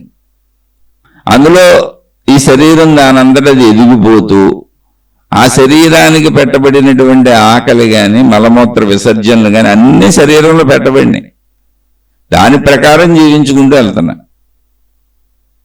అలా జీవించుకుంటూ వెళ్తున్నా. ఆ జీవించుకుంటూ వెళ్తున్న దానికి అన్ని దొరుకుతున్నాయి అన్ని అనుభవించుకుంటూ బతుకుతూ వెళ్తున్నా. ఒకసారి చచ్చిపోతా. ఇందులో అసలు నా ప్రమేయం ఎంత ఉంది అంటే నేనన్న భావన భావించుకుంటున్నాను తప్ప నా ప్రమేయమే లేదు. ఎందుకంటే నేను అసలు ఎందుకు వచ్చానో నాకు తెలియదు, ఎలా వచ్చానో నాకు తెలియదు, వచ్చిన కాడి నుంచే తెలుసు. ఎందుకు పోతానో తెలియదు, ఎక్కడికి పోతానో తెలియదు, అసలు శరీరం ఆగకుండా ఎందుకు ఎదిగిపోతుందో కూడా తెలియదు. కానీ ఉన్నప్పుడు ఉన్న భావాలు శరీరంలో ఏమున్నాయో వాటి ప్రకారం జీవిస్తున్నా. కానీ ఇదంతా ఆలోచించకుండా నేను సొంత మనసు ఒకటి తయారు చేసుకుంటున్నా. అంటే సృష్టి ప్రక్రియ ఎలా ఉంది, పుట్టడం కానీ మరణించటం కానీ మధ్యలో జీవించటం కానీ అనే వ్యవస్థ మొత్తం సృష్టిపరంగా చూస్తే మానవ జాతి, వృక్ష జాతి, జంతు జాతి, గ్రహగోళములు, నక్షత్రములు మొత్తం సృష్టిపరంగా చూస్తే దానంతట అది జరిగిపోతున్నట్టుగా ఉంది. ఇక్కడ మన అంటే ఇండివిజువల్గా ఒక వ్యక్తి ప్రమేయం ఉన్నట్టుగా లేదు. దానంతట అది జరిగిపోతున్నట్టుగా ఉంది. దానంతట అది జరిగిపోతున్నది అంటే అర్థం ఏంటి? అన్నింటికీ అన్ని అందించబడుతున్నాయి, ఒక ప్రాసెస్ వెళ్తుంది.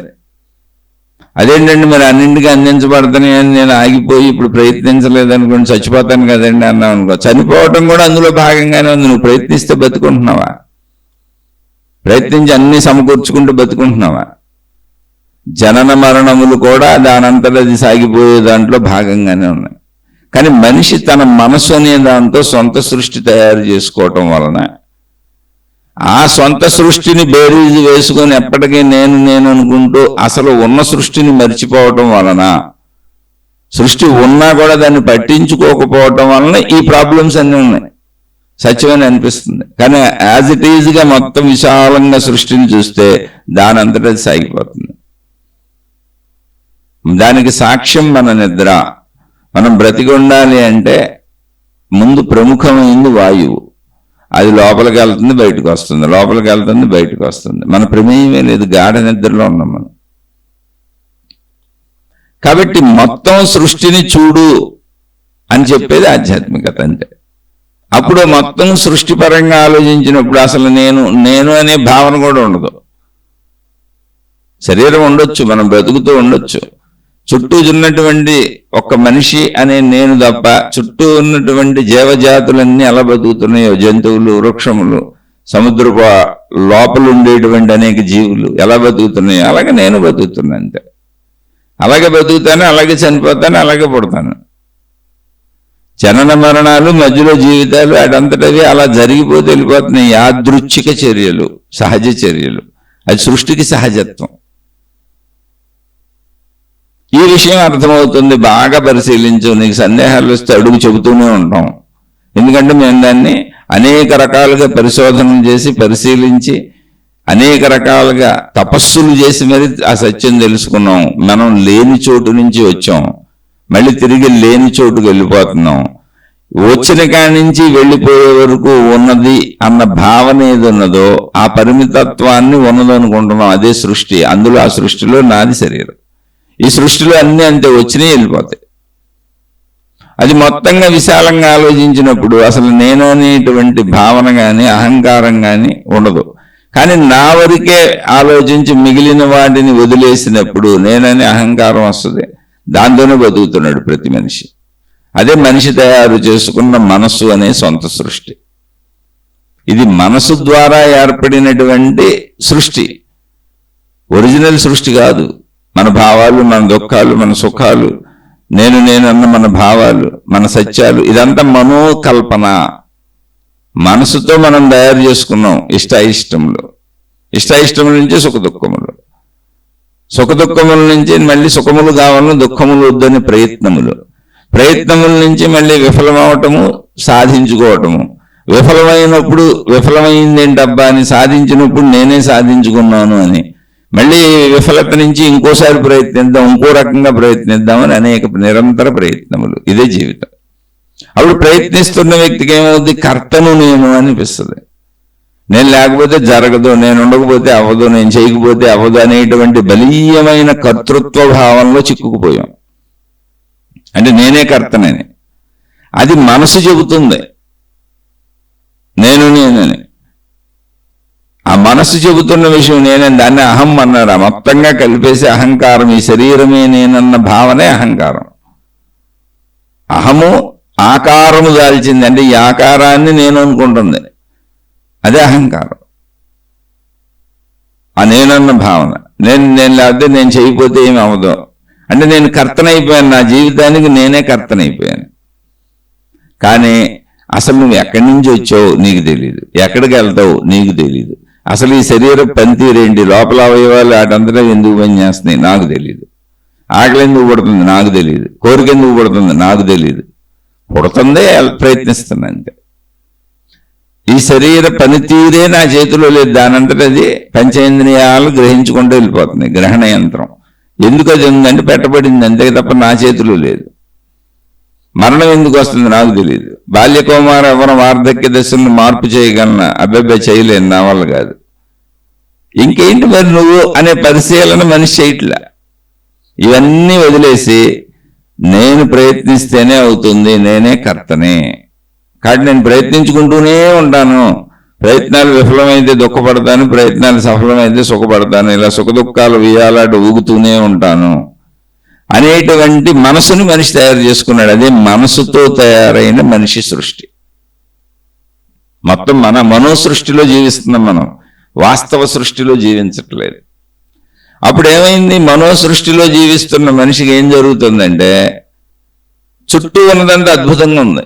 కొన్ని ప్రయత్నిస్తే అవుతున్నాయి, కొన్ని ప్రయత్నించితే అవటం లేదు అనుకున్నవి కూడా మళ్ళీ కొన్నిసార్లు ప్రయత్నించినప్పుడు అవుతున్నాయి, మళ్ళీ కొన్నిసార్లు అవట్లా.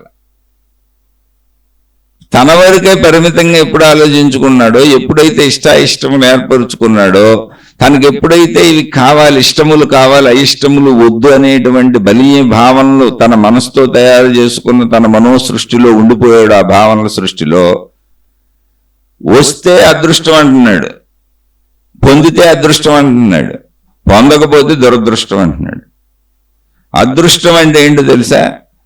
నా కంటికి దృష్టి అంటే కన్ను, దృష్టము అంటే కనిపించేది, దృష్టి అంటే చూసి మన కంటితో చూస్తుంది దృష్టి అంటారు. దృష్టము అంటే కనపడేది, అదృష్టము అంటే అదృశ్యము, కనపడకుండా ఏదో నాకు సాయం చేస్తుంది, అందుకని నాకు దొరికింది.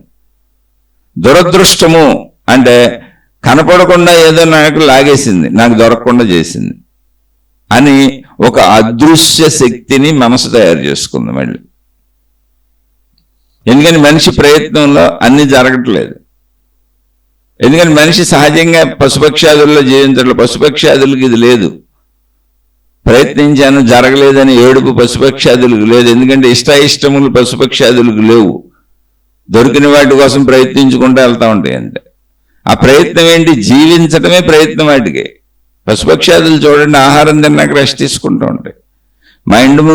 మా ఇల్లు ఊరికి చివరి ఉంటుంది. మా ఇంటి ముందు రోడ్డులో కనీసం ఒక 10-20 కుక్కలు అలా పడుకొని ఉంటాయి చెట్ల కింద. మేము చెట్లు పెంచాం, కొంచెం నీడగా ఉంటుంది. ఆ చెట్ల కింద పడుకుంటే, రోడ్డు మీద అడ్డంగా పడుకుంటాయి.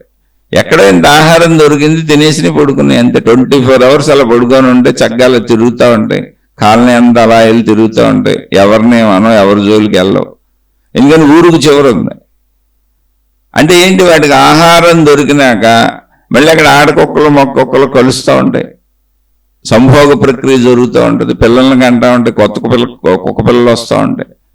అలా పిల్లులు ఉన్నాయి. ఎప్పటి నుంచో ఇవన్నీ గమనిస్తూ ఉంటాం, సంవత్సరాల నుంచి ఉన్నాం.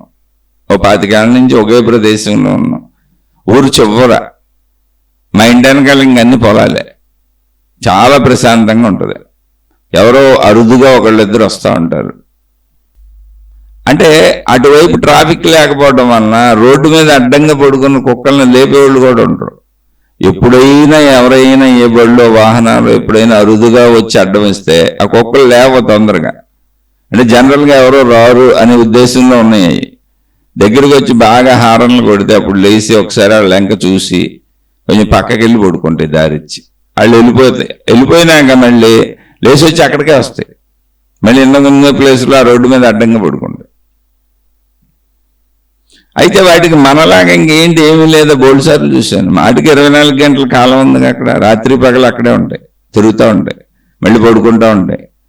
ఆహారం మీద ఎంత దొరికితే ప్రయత్నించుకున్నాయి అంతే, ఇంకేం ప్రయత్నం చేయట్లేదు. ప్రయత్నంగా జీవిస్తున్నాయి. సంవత్సరాల నుంచి చూస్తున్నాను వాటిని. అలానే ఆహారం ఉంది వాటికి, నిద్ర ఉంది వాటికి, భయం ఉంది వాటికి, మైథున సుఖం ఉంది. పిల్లల కంటనే ఎన్నో కుక్కలు అక్కడ పిల్లల్ని పెట్టినాయి. అసలు అనేక కుక్కలు అక్కడ ఉండటం వలన కుక్కల కలయిక కూడా అప్పుడప్పుడు కనపడతా ఉంటుంది బయటికి వెళ్ళినప్పుడు. అలాగే అనేక పిల్లులు, వాటి కలయిక కూడా కనపడతా ఉంటుంది అప్పుడప్పుడు బయటకు ఏదైనా వెళ్ళినప్పుడు కనపడతా ఉంటాయి. అనేక పిల్లులు పెట్టినాయి, అనేక కుక్కలు మళ్ళీ ఆ పిల్లల్ని పెట్టినాయి. మా ఇంటి చుట్టూ పక్షులే ఎన్నో ఉంటాయి. చుట్టూ చెట్లు నిండా పక్షులే. నిరంతరం పక్షులు కిలకిలా రావాలి, పగలో రాత్రి వినపడతానే ఉంటాయి. చక్కగా పక్షులు ఎగిరెళ్ళిపోవటం, మళ్ళీ సాయంత్రం కానీ చెట్ల మీదకి రావటం అన్నీ తెలుస్తూ ఉంటుంది. మళ్ళీ తెల్లారుజామున కితకితలాడుతూ అన్ని బయటకు వెళ్తూ ఉంటాయి, తిరుగుతూ ఉంటాయి, వస్తూ ఉంటాయి. వాటికి ఏంటి సహజంగా జీవిస్తున్నాయి అంతే. మనతో పోల్చుకున్నప్పుడు వాటిని గురించి చూసినప్పుడు అర్థమవుతుంది. అలా మనిషి చోట్ల అసలు దేన్ని బయట ప్రకృతిని చోట్ల బయట గమనించట్ల. కాదు అంటే ఆ పక్షాల ఎగిరెళ్ళటమే ప్రయత్నం అంటాడు. ఆ ఏమిలే ఇంత తినగానే ఆగిపోయింది, మనిషి ఎక్కడ ఆగాడు? ఏ పశుపక్షాది లేవు. ఇప్పుడు కుక్కలు ఉన్న మా ఇంటి ముందు 10 కుక్కలు పడుకుంటే ఏం చెప్పాను, 10 20 ఉంటాయి మొత్తం మా సొంతంతా. ఇంకా ఎక్కడెక్కడ కొత్త కుక్కలు కూడా వచ్చి వీటితో స్నేహం చేసి ఇక్కడ మళ్ళీ సంఖ్య పెరుగుతూ ఉంటుంది.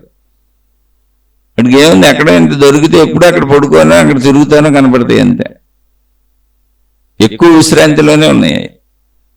అంటే అసలు ఎంత సుఖపడుతున్నాయి చూడండి, ఎక్కువ విశ్రాంతిలోనే. మనిషికి సుఖం ఎక్కడ ఉంది? డబ్బు నిరంతరం సంపాదించి చచ్చే వరకు సంపాదిస్తాను, దాస్తానంటున్నాడు. ఇంకా లగ్జరీస్ పెంచుకుంటానంటున్నాడు. ఇది ఎంత ఎందుకు చెబుతున్నానంటే, మనోసృష్టి మనిషి తయారు చేసుకున్నాడు, జంతువులకు లేదు. యథాతథ సృష్టిలో బతుకుతున్నాయి. అలాని మనిషిలాగానే ఆహారము, నిద్ర, భయము, మైథున సుఖము అన్ని జంతువులకు ఉన్నాయి. మనిషి ఎక్స్ట్రా చేసుకుంది ఏంటంటే మనసు, అహంకారము. అంటే ఈ అహంకారం అంటే నేనన్న భావనకి ఈ ఆకారాన్ని తగిలించుకున్నాడు, ఈ శరీరం అనే ఆకారాన్ని. ఇదే నేను అని మనిషి తన సొంత సృష్టి తయారు చేసుకున్నాడు, అదే మనసు. దాంతో జీవిస్తున్నాడు. మరి ఈ సొంత సృష్టిలో కొన్ని అవటం, కొన్ని అవ్వకపోవటం, ఈ జనన మరణాలు, పుట్టడం, చచ్చిపోవడం. నా వాళ్ళు ఎవరికి బాధ కలగకూడదు, నా వాళ్ళు చచ్చిపోకూడదు, నేను చచ్చిపోకూడదు, మాకు మగపిల్లడే పుట్టాలి, మాకు ఆడపిల్లే పుట్టాలి, పుట్టిన మా వాళ్ళు బాగుండాలి, పక్క వాళ్ళు ఏమైపోయింది నాకు పర్వాలేదు. ఇలా మనిషి తయారు చేసుకున్న సొంత సృష్టిలో ఎన్నున్నాయో అవన్నీ అనుకూలంగా జరగట్లేదు. చాలాసార్లు వ్యతిరేకంగా జరుగుతుందో జరగదో అనే భయం ఉంది. ప్రతి మనిషి ప్రయత్నించగలడు, పని చేయగలడు, కానీ ఫలితం ఏమొస్తుంది అనే భయం ఉంది. ఎందుకంటే అందరూ ఫలితాలు ఎక్కువ కోరుకుంటారు. కాబట్టి ఈ భయానికి ఒక కర్తను పెట్టుకున్నాడు. ఎందుకని ఇక్కడ నేను కర్తననే భావన క్రియేట్ చేసుకున్నాడుగా. నేను చేయకపోతే అవదని, అన్నీ నేనే చేసుకుంటున్నాను, నేనే ప్రయత్నించుకుని, నా ఇష్టం అంటే కర్తనే, నాకు అయిష్టం అంటే నేనే కర్తనే, నేను నాది నా వాళ్ళు అంటే వీటన్నిటికీ నేనే కర్తనే, నేను ప్రయత్నిస్తున్నాను నేనే కర్తనే, నేను వృత్తి వ్యాపార ఉద్యోగాలు చేసుకుంటున్నా నేనే కర్తనే, నేను తింటున్నా నేనే కర్తనే, అన్నీ ఇంకా నేను అనుభవిస్తున్నా నేనే కర్తనే. ఇక్కడ కర్తృత్వ భావం ఎప్పుడైతే, అంటే కర్తన నేను అని ఎప్పుడైతే తయారు చేసుకున్నాడో, చుట్టూ ఉన్న సృష్టికి కర్త ఒకడు ఉండాలి అని ఊహాత్మక స్థితిలో మొదలుపెట్టాడు. ఎందుకని ఇక్కడ కర్తను నేనని మనసుతో ఒకటి తయారు చేసుకున్నాడు. ఆ మనసులో మనిషి చేసే పనులకి సృష్టి సహకరించాలి, చుట్టూ ఉన్న మనుషులు సహకరించాలి, సృష్టి నుంచి అన్ని పొందాలి. మళ్ళీ మనసు సొంత సృష్టి తయారు చేసుకున్న పొందేదంతా చుట్టూ ఉన్న సృష్టి నుంచి, కానీ దాన్ని పట్టించుకోడు, దాని గురించి ఆలోచించడు. కర్తృత్వ భావం తన మీద పెట్టుకున్నాడు, తానే కర్తనని పెట్టుకున్నాడు. కానీ మొత్తం అన్ని ఇచ్చే చుట్టూ ఉన్న సృష్టి, మనుషులతో కూడా సమస్తం కలిసి ఉన్న సృష్టి. ఏ ఒక్క మనిషి పొందాలన్నా మిగిలిన అందరి మనుషుల నుంచి పొందాలి, సృష్టి నుంచి పొందాలి. ఇక్కడ పొందటం, పొందకపోవటం, ఇష్టం అయిష్టం, సుఖం దుఃఖం అన్నీ వస్తున్నాయి. ఎందుకని? మనోసృష్టి జరగడం వల్ల నేనే నా మనస్సుతో నా సొంత సృష్టి తయారు చేసుకోవడం వలన సుఖ దుఃఖాలు ఏర్పడినాయి. ఇప్పుడు ఏమైపోయింది, నాకు దుఃఖం వద్దు, సుఖం కావాలి. ఒకసారి మరి సుఖం ఎందుకు వస్తుంది, ఒకసారి ఏమో మళ్ళీ ఎందుకు దుఃఖం వస్తుంది, నేను వద్దన్న దుఃఖం వచ్చేస్తుంది. ఇదేంటి అని మొత్తం ఈ సృష్టి నడకకి ఎవరో కర్త ఉండుంటారు. అందుకని నేను ఎంత ప్రయత్నించినా ఒక్కోసారి అవట్లేదు, ఒక్కోసారి అవుతుంది. అదే అదృష్టము, దురదృష్టము అని. అదృష్టం అంటే అదృశ్యము, ఎవరో నాకు అదృష్టంగా నా మీద పడేశారు, అందుకని నాకు జీవితం హాయిగా సాగిపోతుంది. ఎవరో నాకు దురదృష్టము అంటే కనపట్టలేదు, చెడేది, కానీ కనపడేది కాదు, అది కూడా అదృశ్యమే, నా మీద పడేశారు అందుకని బాధలు పడుతున్నాను. ఎవరో అనే ఒక శక్తి ఉన్నది, అందువలన ఇదంతా జరుగుతున్నది. ఎవరో నాకు అందకుండా చేస్తున్నారు, ఎవరో నాకు అందేలా చేస్తున్నారు. ఆ ఎవరినో నేను పట్టుకుంటే నాకు అన్నీ అందుతాయి కదా, నాకు అన్నీ అందేలా జీవిస్తాను కదా అని ఆ ఎవరోకి దేవుడు అని పేరు పెట్టుకున్నాడు. అంటే కర్తను నేనన్న భావన ఉన్న మనిషి మనసు తయారు చేసుకున్న సృష్టిలోంచి ఏర్పడిన వ్యవస్థ దేవుడు. దేవుడు అని పేరు పెట్టుకున్నాడు. ఆ దేవుడికి తనే మా విధానాలు ఏర్పరుచుకున్నాడు, రూపాలు ఏర్పరుచుకున్నాడు. ఆ దేవుణ్ణి ప్రార్థించడం మొదలుపెట్టాడు నాకు అన్ని అనుకూలంగా చేయమని. మరి ఆ దేవుడు అదృష్టము దురదృష్టం అంటే ఏంటి? అదృశ్యము. నేను రూపాలుగా ఏర్పాటు చేసుకోవచ్చు, ప్రార్థనాలయాలు కట్టుకోవచ్చు, ప్రార్థనలు చేసుకోవచ్చు, కానీ అది అదృశ్యమని నాకు కూడా తెలుసు. అదృశ్యమును అదృష్టమును దృశ్యముగా పెట్టుకుంటున్నాను నేను ప్రార్థనాలయాలు కట్టుకొని. అది నా భావనాత్మక సృష్టి, మళ్ళీ నా మనసు.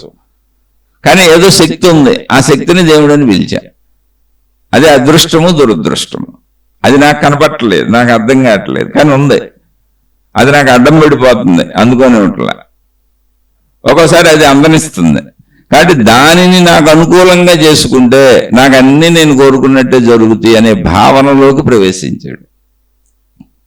ఆ భావనలోంచి తన సొంత మనోసృష్టిలోంచి, తన సొంత కర్తృత్వ భావంలోంచి, తన సొంత అహంకారంలోంచి మనిషి తయారు చేసుకున్నవే మతములు, ఆ మతపు దేవుళ్ళు, ఆ మతపు ఆచార సాంప్రదాయములు, ఆ మతపు ప్రార్థనలు, పద్ధతులు, విధానములు ఏవైనా కానీ.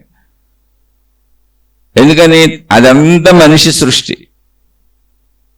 ఇక అలా అనేక మంది మనుషులు అనేక రకాలుగా ఉన్నారు కాబట్టి అనేక మతాలు వచ్చినాయి, అనేక మార్గాలు వచ్చినాయి, అనేక విధానాలు వచ్చినాయి, అనేక పద్ధతులు వచ్చినాయి. ఆ పద్ధతుల్లో ఇప్పుడు ప్రశ్న అడిగారు కదా, దేవదూతలు వచ్చి చనిపోయినాక ఏమవుతుందంటే మళ్ళీ దానికి కూడా కథ అనే రాసేసుకున్నాడు మనిషి. ఇప్పుడు చనిపోయినాక ఏమవుతుందో ఎవరికి తెలుసు అసలు? చెప్పండి. ఇక్కడ నిరూపణ లేని విషయం అది.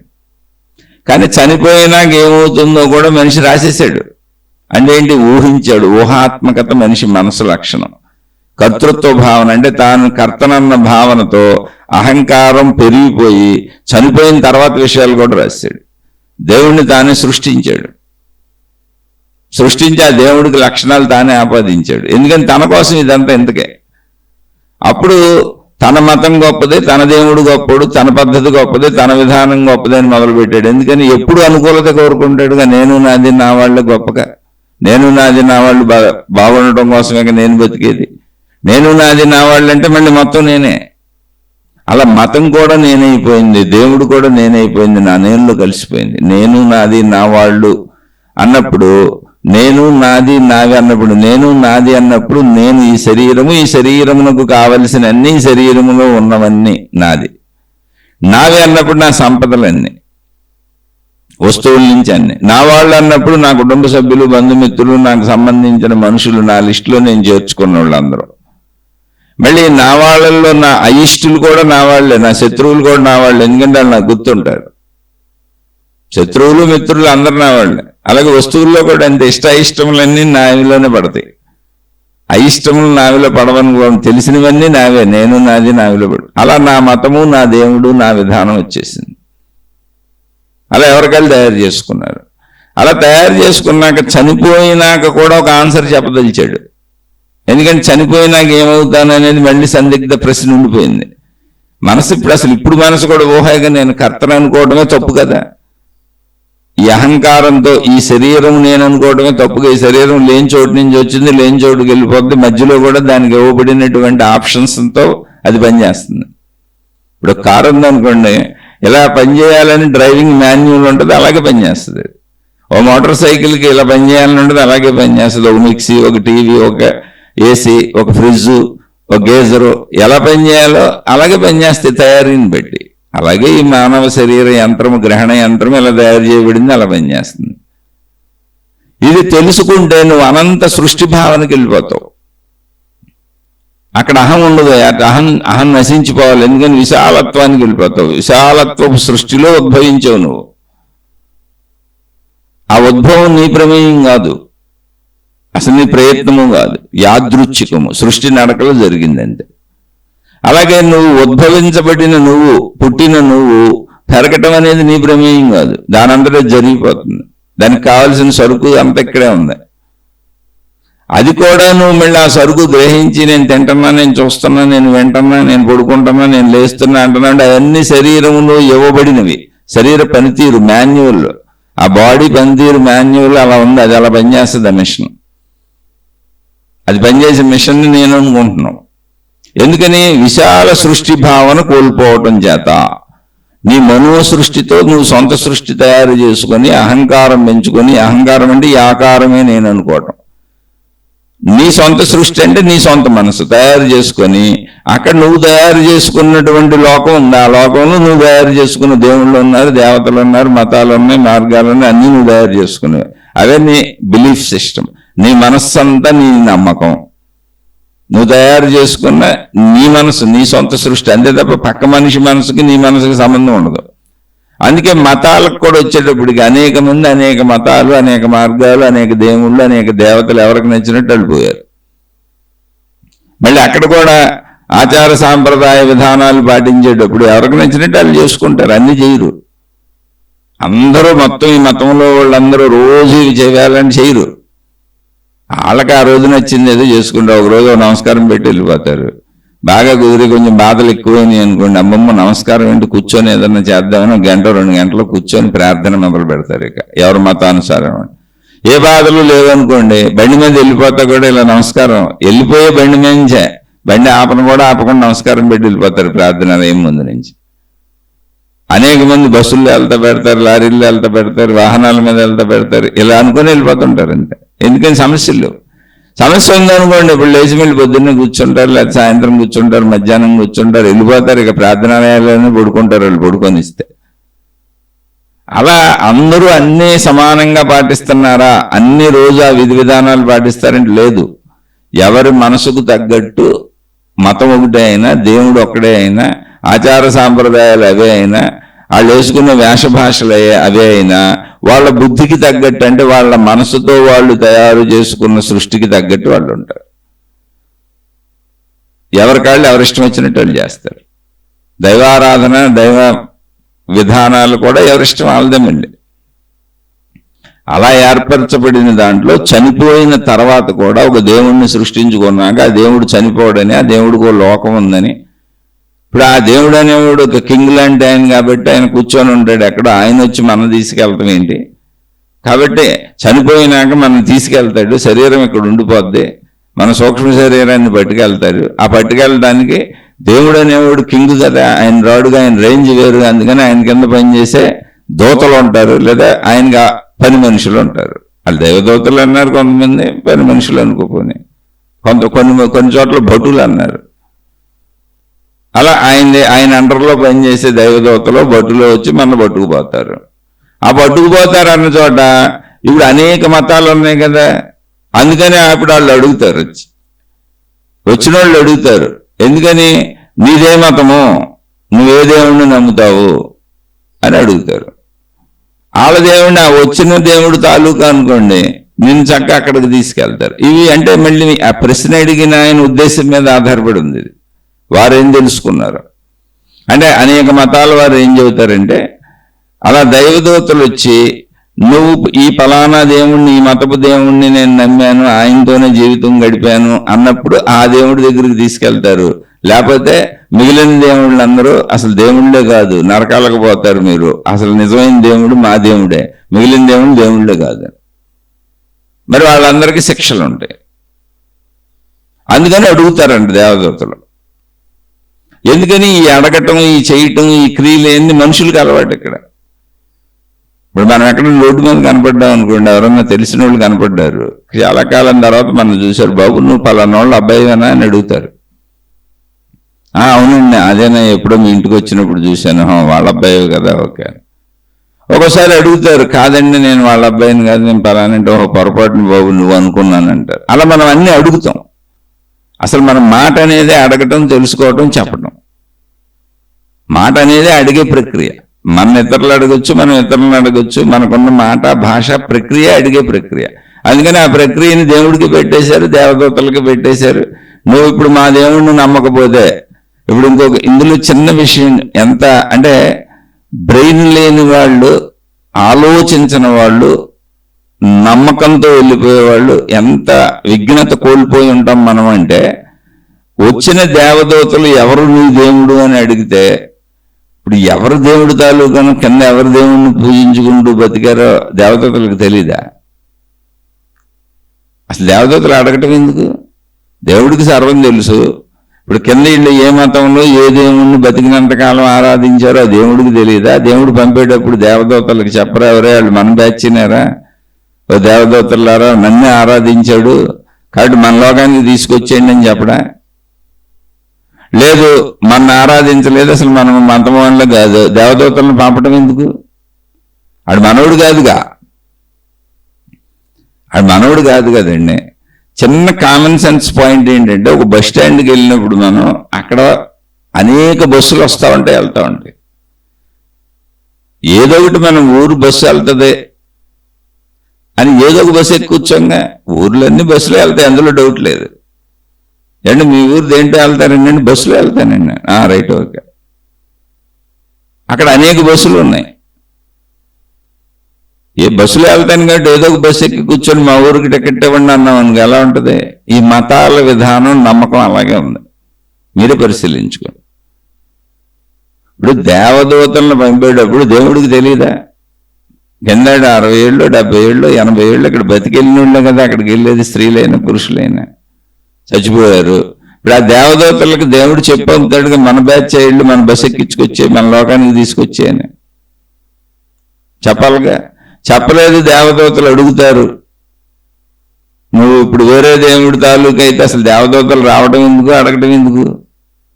కాదు, పోనీ ఆ మతంలో వేరే దేవుడికి సంబంధించిన వాళ్ళు అందరూ కూడా నిజమైన దేవుణ్ణి ఆరాధించలేదు కాబట్టి ఇంకా అడగటం ఎందుకు? నిజమైన దేవుణ్ణి ఆరాధించలేదుగా, మీ ప్రకారం తీసుకెళ్లి నరకంలో పడేస్తారు, వాళ్ళకి శిక్షలు వేస్తారు. దేవుడు చెప్పంపేస్తాడుగా, వాళ్ళు నన్ను ఆరాధించలేదు దేవదూతలారా, వీళ్ళని పట్టుకెళ్ళి మన ప్రకారం శిక్షలో నరకాలో ఏం చెబుతుందో ఆ మతంలో అవి చేసేయటం. ఇంకా అడగటం ఎందుకు? అసలు అడగటం అనే ప్రాసెస్సే ఉండదు. కానీ అడగటం అనే ప్రాసెస్ ఎందుకు పెట్టాడంటే, మనిషికి అడగటం అలవాటు, మనిషికి చూడటం అలవాటు, చూడటం రూపం కనపడుద్ది, అందుకని దేవుడికి రూపం పెట్టాడు. మనిషికి వినటం అలవాటు, అందుకని దేవుడి నుంచి నాకు వినపడుతున్నాయి అని ఏదో చెబుతాడు. లేదా వినటానికి అనువుగా ప్రేయర్స్, ప్రార్థనలు తయారు చేసుకున్నాడు, దేవుడు కూడా వింటాడని. తను దేవుడికి చెప్పటం మొదలు పెట్టాడు. దేవుడిని అడగటం మనిషికి ఎవరైనా అడిగితే ఇవ్వటం అన్న అలవాటు ఉంది. అడగటం అలవాటు, అడిగినాక ఎదుటోళ్ళు ఇచ్చింది పుచ్చుకోవటం అలవాటు. అలాగే దేవుడి దగ్గర అడగటం పుచ్చుకోవడం మొదలు పెట్టాడు. అంటే ఒక మనిషి మతంలో కానీ దేవుడి దగ్గర కానీ ఏం చేశాడు అంటే, భౌతిక జీవితంలో మనిషికి ఉన్న అలవాట్లు ఏంటో అటన్నింటినీ అక్కడ పెట్టాడంతే, అక్కడ చొప్పించాడు. కానీ ఇది ఎలా ఉంటుందంటే, ఇప్పుడు దేవదూతలు వచ్చి అడగటం ఎందుకు? బస్ స్టాండ్లో బోళ్ళు బస్సులు ఉన్నాయి, ఏదో ఒక బస్సు ఎక్కి మా ఊరికి టికెట్ ఇవ్వండి ఎవడిస్తాడు? ఎలా కుదురుతుంది? మనం ఏ ఊరు వెళ్ళాలో ఆ ఊరు బస్సు ఎత్తుక్కొని ఎక్కాలి, ఆ ఊరు పేరు చెప్పి టికెట్ అడగాలి.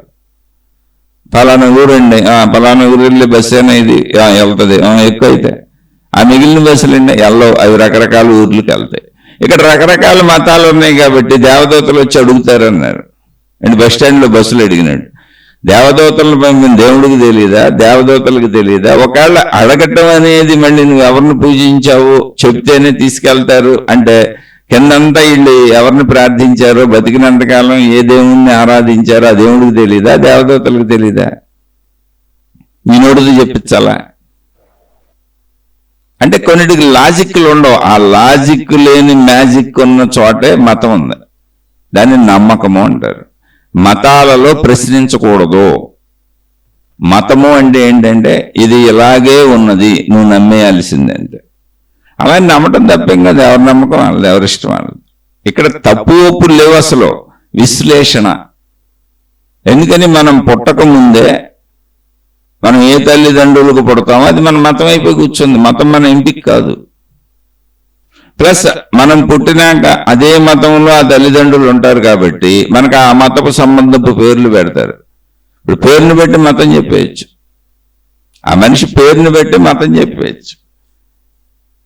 పేరు దగ్గరికి వెళ్ళి అడగాలి. వేష భాషలను బట్టి మతం చెప్పేయచ్చు.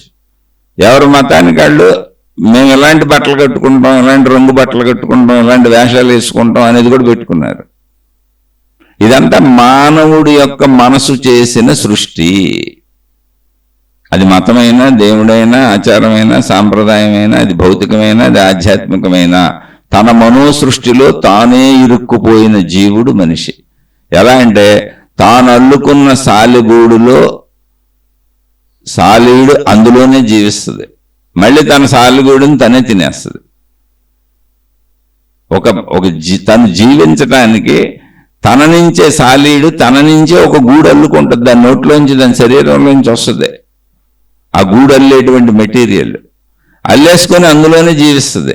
మళ్ళీ అందులో పడుకుంటుందో నిద్రపోద్దో, మళ్ళీ అది వెళ్ళిపోవాలనుకున్నప్పుడు ఆ గూడుని అదే తినేస్తుంది, అదే చింపేస్తుంది, మళ్ళీ వెళ్ళిపోద్ది, ఇంకో చోట ఇంకో గూడు అల్లుకుంటుంది. అలా మనిషి మనసు అనే గూడు అల్లుకున్నాడు సాలీడ్లాగా, అందులో ఇరుక్కుపోయి అందులోనే జీవించి ఇదే నా సృష్టి, ఇదే నా ప్రపంచం అంటున్నాడు. మొత్తం విశ్వాన్ని చూడలేదు. కాబట్టి నమ్మకం అయితే నీ దైవదూతలు ఈ అడగటం ఏం సమాధానం చెప్పాలి అంటే మీకు నచ్చిన సమాధానం చెప్పడమే. నీ దేవుడు ఎవరంటే మీరు ఏ దేవుడిని ఆరాధించారో చెప్పండి. ఇప్పుడు నా దేవుడు ఎవరు అని నన్ను అడిగారు అనుకోండి, ఒకవేళ నేను చనిపోయినాక ఈ ఆత్మశక్తి అంతా అబద్ధమయ్యి, ఆత్మజ్ఞానం అంతా అబద్ధమయ్యి, ఉన్నదంతా ఒకే శక్తి అనేది అబద్ధమయ్యి, ఆ ఒక శక్తిని దేవుడు దేవత అంటున్నారు అనేది అంతా అబద్ధమయ్యి, నిజంగా ఎవరో ఒక దేవుడు కూర్చొని ఉండి ఆ దేవదూతలు వచ్చి నేను చనిపోయినాక నన్ను తీసుకెళ్ళి ఆ దేవుడి దగ్గరికి తీసుకెళ్ళి, లేదా ఈ దేవదూతలు వచ్చి నీ దేవుడు ఎవరైనా అడిగారు అనుకోండి, నేను నా దేవుడి శక్తి అని చెబుతాను. అప్పుడు తప్పేమవుతుందిగా. ఏ దేవుడైనా అక్కడ ఏ దేవుడు ఉన్నా ఆ దేవుడి శక్తి స్వరూపుడేగా, సృష్టి మొత్తం అయిందేగా. ఆ దేవుడికి పేరు చెప్పకపోతే ఏమైంది? పేరు చెప్పకపోతే ఊరుకొని కొడతానంటే కొడతారు. పోనీ నేనైతే నా దేవుడు ఎవరు అని అడిగారు అనుకోండి, శక్తి ఎవరా శక్తి? నేనే, అహం బ్రహ్మస్మి. అంటే నువ్వు దేవుడుగా, నీకు అంత పొగరెక్కిందా అని ఆ దేవుడు నన్ను అడిగాడు అనుకోండి, కాదండి నేను దేవుణ్ణి అసలు కాదు, నేను ఒక ధూళి కణాన్ని. కానీ నేను మీ పాదములకు అంటుకొని ఉన్న ధూళి కణాన్ని. నేను మీరు వేరువేరు కాదు, నేను కూడా మీలోనే తెలుసున్నా. మీ బొటిని వేలిపై ఉన్న వెంట్రుకల్లో ఒక వెంట్రుకని. అహం బ్రహ్మస్మి అంటే అది. నేను కూడా, మీరు ఒకవేళ ఆకారంలో ఉన్న దేవుడు అనుకోండి, నేను కూడా మీలోనే ఉన్నా, మీకు భిన్నంగా లేను. మీరు ఆకారంలో ఒక పురుషుడిలా ఉన్నారనుకోండి, మీ శరీరం మీద ఉన్నటువంటి అనేక రోమములు వెంట్రుకలలో, మీ పాదాలపై మీ బొటును వేలిపై ఉన్నటువంటి వెంట్రుకలలో ఒక వెంట్రుకని, మీకు భిన్నంగా నేను లేను. అలా శక్తి అంటే అది అనంత ఆత్మశక్తి, ఆత్మజ్ఞానం అంటే. ఏది దేవుడు అంటున్నారో, ఏది దేవత అంటున్నారో, ఏ దేవుడు ఏ దేవత మొత్తం సృష్టికి కారణం అంటున్నారో ఆ దేవుడు ఆ దేవతలోనే నేను ఉన్నా. కాదండి దేవుడు వేరుగా ఉన్నాడు, సృష్టి వేరుగా ఉంది అన్నారనుకోండి, ఒకవేళ అదే మతం పోనీ అది నిజం అనుకోండి, నేను ఏ దేవుడిని విరోధించట్లేదే. నేను నాలో ఉన్న నా శరీర స్థితి, మనోస్థితి, ప్రాణశక్తి స్థితి, నేను నా ప్రాణశక్తి స్థితికి వెళ్తున్నానంటే. ఆత్మజ్ఞానం ఆధ్యాత్మిక చదువుతో నేను ఇంకో దేవుణ్ణి విరోధించట్లా, ఇంకో మతాన్ని విరోధించట్లా, ఆచార సాంప్రదాయ పద్ధతులను విరోధించట్లా, నేను అసలు ఎవరిని విభేదించట్లా. నేను శరీర స్థితిలో తిరుగుతా జీవిస్తున్నా. శరీర స్థితిలో తిరుగుతా జీవిస్తున్నంతసేపు నాకు మనసు కావాలి. ఎందుకని? అసలు నేను మనిషిని అనే గుర్తింపు, ఈ శరీరము నేననే గుర్తింపు మనసుతోనే వస్తుంది. మనసు రాదు గుర్తింపు ఉండదు, గ్రహించటం ఉండదు. కాబట్టి శరీరంతో నేను తిరిగినంతసేపు మనోకలయికలో శరీరంతో తిరుగుతూ అన్నింటినీ పొందుతూ నాకు అవసరమైన అన్నింటినీ గ్రహిస్తూ మంచిగా జీవిస్తాను. అంటే శరీరపర మనోపర జీవితం అంతా మంచిగా జీవిస్తాను. అలా జీవిస్తూ నేను రాత్రికి నిద్రపోతున్నా. నిద్రపోయినప్పుడు ఎక్కడికి వెళ్ళానని చూసుకున్నా. చనిపోవాలి కదా నేను. నిద్రపోయినప్పుడు శరీర స్థితి లేదు, మనోస్థితి లేదు, సృష్టి లేదు, ప్రపంచం లేదు. మరి నేను చనిపోలేదు, బతికే ఉన్నా. మళ్ళీ మెలకు వస్తుంది. ఇది రోజు జరుగుతుంది అన్నప్పుడు పరిశీలించుకుంటే శరీర భావన ఆగిపోయింది, మనోభావన ఆగిపోయింది, రెండు భావనలు ఆగిపోయి ఉన్నా మిగిలి ఉందేదో ఉంది అక్కడ. అందుకే నేను లేస్తున్నా. దాన్నే ప్రాణశక్తి స్థితి అని చెప్పారు. ఈ శరీర భావన, మనోభావన ప్రాణశక్తి భావనలో లీనమైపోయినాయి. ప్రాణశక్తి భావనలో లీనమైపోయి ఒట్టి ప్రాణశక్తే ఉన్నప్పుడు మొత్తం సృష్టి అంతా ప్రాణశక్తి భావనలో కలిసిపోయింది. మళ్ళీ మెలకువ వచ్చినప్పుడు విత్తనము నుంచి చెట్టు వచ్చినట్టుగా మెలకువలో ప్రాణశక్తి భావన నుంచి నేను వస్తున్నాను, నేను ఈ శరీరం అన్న భావన వస్తుంది, నేను నాది నా వాళ్ళు వస్తున్నారు, మొత్తం సృష్టి వచ్చేస్తుంది. మళ్ళీ నేను నిద్రలోకి వెళ్ళిపోయినప్పుడు చెట్టంతా మళ్ళీ విత్తనంలోకి వెళ్ళిపోయినట్టుగా, ఒకసారి ఊహించుకోండి, చెట్టంతా విత్తనంలోకి వెళ్ళిపోయినట్టు ఊహించుకోండి, సినిమాల్లో చూపిస్తారు గ్రాఫిక్స్లో. అలా వెళ్ళిపోయినట్టుగా మొత్తం నాతో సహా సృష్టి అంతా నాతో సహా ప్రాణశక్తిలో విలీనం అయిపోయింది. అప్పుడు నిద్రపోయాను, హాయిగా నిద్రపోయాను. నాకు ఇప్పుడు ఈ హాయి బాగుంది. ఇలా నిద్రపోయిన స్థితి ఏది ఉందో అది మెలకు వచ్చినప్పుడు చెబుతున్న హాయిగా ఉంది. ఎందుకు హాయిగా ఉందని పరిశీలించాను. అక్కడ నేను లేదు, నాది లేదు, నా వాళ్ళు లేదు, అసలు కర్తృత్వ భావం లేదు, అహంకారం లేదు, అసలు సృష్టి లేదు. ఓహో, నేను లేని చోటు బాగుంటుంది అనిపించింది, కర్తృత్వ భావన లేని చోటు బాగుంటుంది అనిపించింది. అంటే నేను కర్తనన్న భావన లేని చోటు బాగుంటుంది అనిపించింది, అహంకారం లేని చోటు బాగుంటుంది అనిపించింది. అలాంటప్పుడు మెలకువలో నేను దుఃఖపడటం ఎందుకు?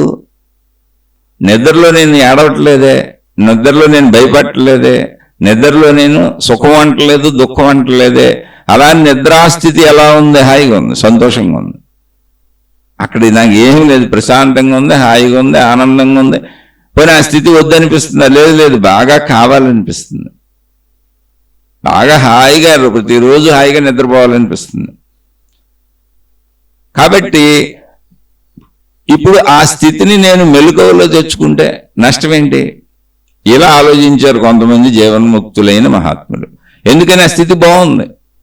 1 బాగుంది, 2 ప్రశాంతంగా ఉంది, 3 నిశ్చలంగా ఉంది, ఎటువంటి ఒడిదుడుకులు లేవు, దుఃఖాలు లేవు, కష్టాలు లేవు, ఇబ్బందులు లేవు, అసలు విభిన్నత లేదు, అనేకత్వం లేదు, భయం లేదు, ఏమీ లేదు, హాయిగా ఉంది, సంతోషంగా ఉంది, ఆనందంగా ఉంది. అందుకే దాన్ని, ఆ స్థితికి, నిద్రాస్థితికి సచ్చిదానందము అని పేరు పెట్టారు. అది సత్యమైన అంటే చెరిగిపోట్ల. ఆ సచ్చిదానందం అంటే సత్ చిత్ ఆనందము, సత్యమైన ఆనందం ఇది. అంటే దీనికి ఏ ఆధారత అక్కర్లా, కాసేపు ఉండి కాసేపు పోదు. వస్తువులతో, మనుషులతో, విషయాలతో వచ్చే అహంకారపు ఆనందం, కర్తృత్వ భావంలో వచ్చే ఆనందం వసతి పోద్ది, మళ్ళీ దుఃఖం కింద కూడా మారిపోద్ది. ఇది అలా మారదు. ఎందుకని అక్కడ ఏమీ లేదు, హాయిగా ఉందంటే. వస్తువు ఆధారితం కాదు, విషయం ఆధారితం కాదు, అది దేని మీద ఆధారపడి లేని ఆనందం అది. అందుకని అది సత్యము. ఆధారపడిన ఆనందం అయితే పోద్ది, లేదా దుఃఖం అయిపోద్ది. అది సత్యము. చిత్ అంటే చైతన్యము. పోనీ ఆనందం మళ్ళీ ఏమైనా జడ పదార్థంలాగా, రాయిలాగా తెలియకుండా ఉందంటే తెలుస్తుంది. చైతన్యము, తెలియటం అనే కదలిక ఉంది అందులో. ఆనందంగా ఉందని నాకు తెలుస్తుంది, ఆనందం నాకే అని కూడా తెలుస్తుంది, నాకు ఆనందంగా ఉందని తెలుస్తుంది. అది సచ్చిదానందం అంటే అది. ఆ సచ్చిదానంద స్థితిని నేను మెలకువలో ఎందుకు పొందకూడదు? మెలకువలో నేను ఎందుకు ఏడవటం ఎందుకు, దుఃఖపడటం ఎందుకు, ప్రయత్నించడం ఎందుకు, పరుగులెట్టడం ఎందుకు, దొరికితే ఆనందం ఎందుకు, దొరకకపోతే దుఃఖం ఎందుకు, ఈ గందరగోళం ఎందుకు అన్నప్పుడు పరిశీలిస్తే వాళ్ళకి ఏమర్థమైందంటే, ఇదంతా నేను మనసుతో తయారు చేసుకున్న నా సొంత సృష్టి. అందువలన ఇందులో ఇరుక్కుపోయిన సాలిగూడు తను అల్లుకున్న గూడులోనే తాను ఎలా ఉండిపోద్దో, ఆ గూడులో నేను మనసు అనే గూడులో ఉండిపోయాను. నేను అల్లుకున్న, నా నుంచి అల్లుకున్నది మనస్సు. ఇప్పుడు ఏం చేయాలి? సాలీడు అక్కడి నుంచి వెళ్ళిపోవాలంటే తన గూడును తానే చింపేస్తుంది, తానే తినేస్తుంది, మళ్ళీ వెళ్ళిపోద్ది ఇంకో చోట ఇంకో గూడలు. అలా నా మనసుని నేనే తినేయాలి. నేను తయారు చేసుకున్న మనసుగా నేనే మింగేయాలి, అది లేకుండా నేనే చేసుకోవాలి. కాబట్టి మనస్సును వదిలేసి, మనస్సు అసలు దేంతో తయారైంది? శరీరంతో తయారైంది, శరీర భావనతో. కాబట్టి శరీర భావన వదిలేసి, మనోభావన వదిలేసి, నేను కర్తనన్న భావన వదిలే, ఈ 2 వదిలేస్తే నేను కర్తనన్న భావన ఎక్కడ ఉంటుంది? అహంకార భావన ఎక్కడ ఉంటుంది? ఉండదుగా.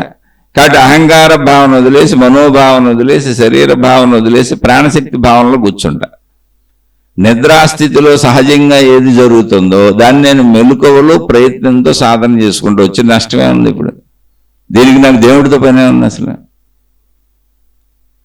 ఇప్పుడు నాకు దేవుడితో పనే ఉంది.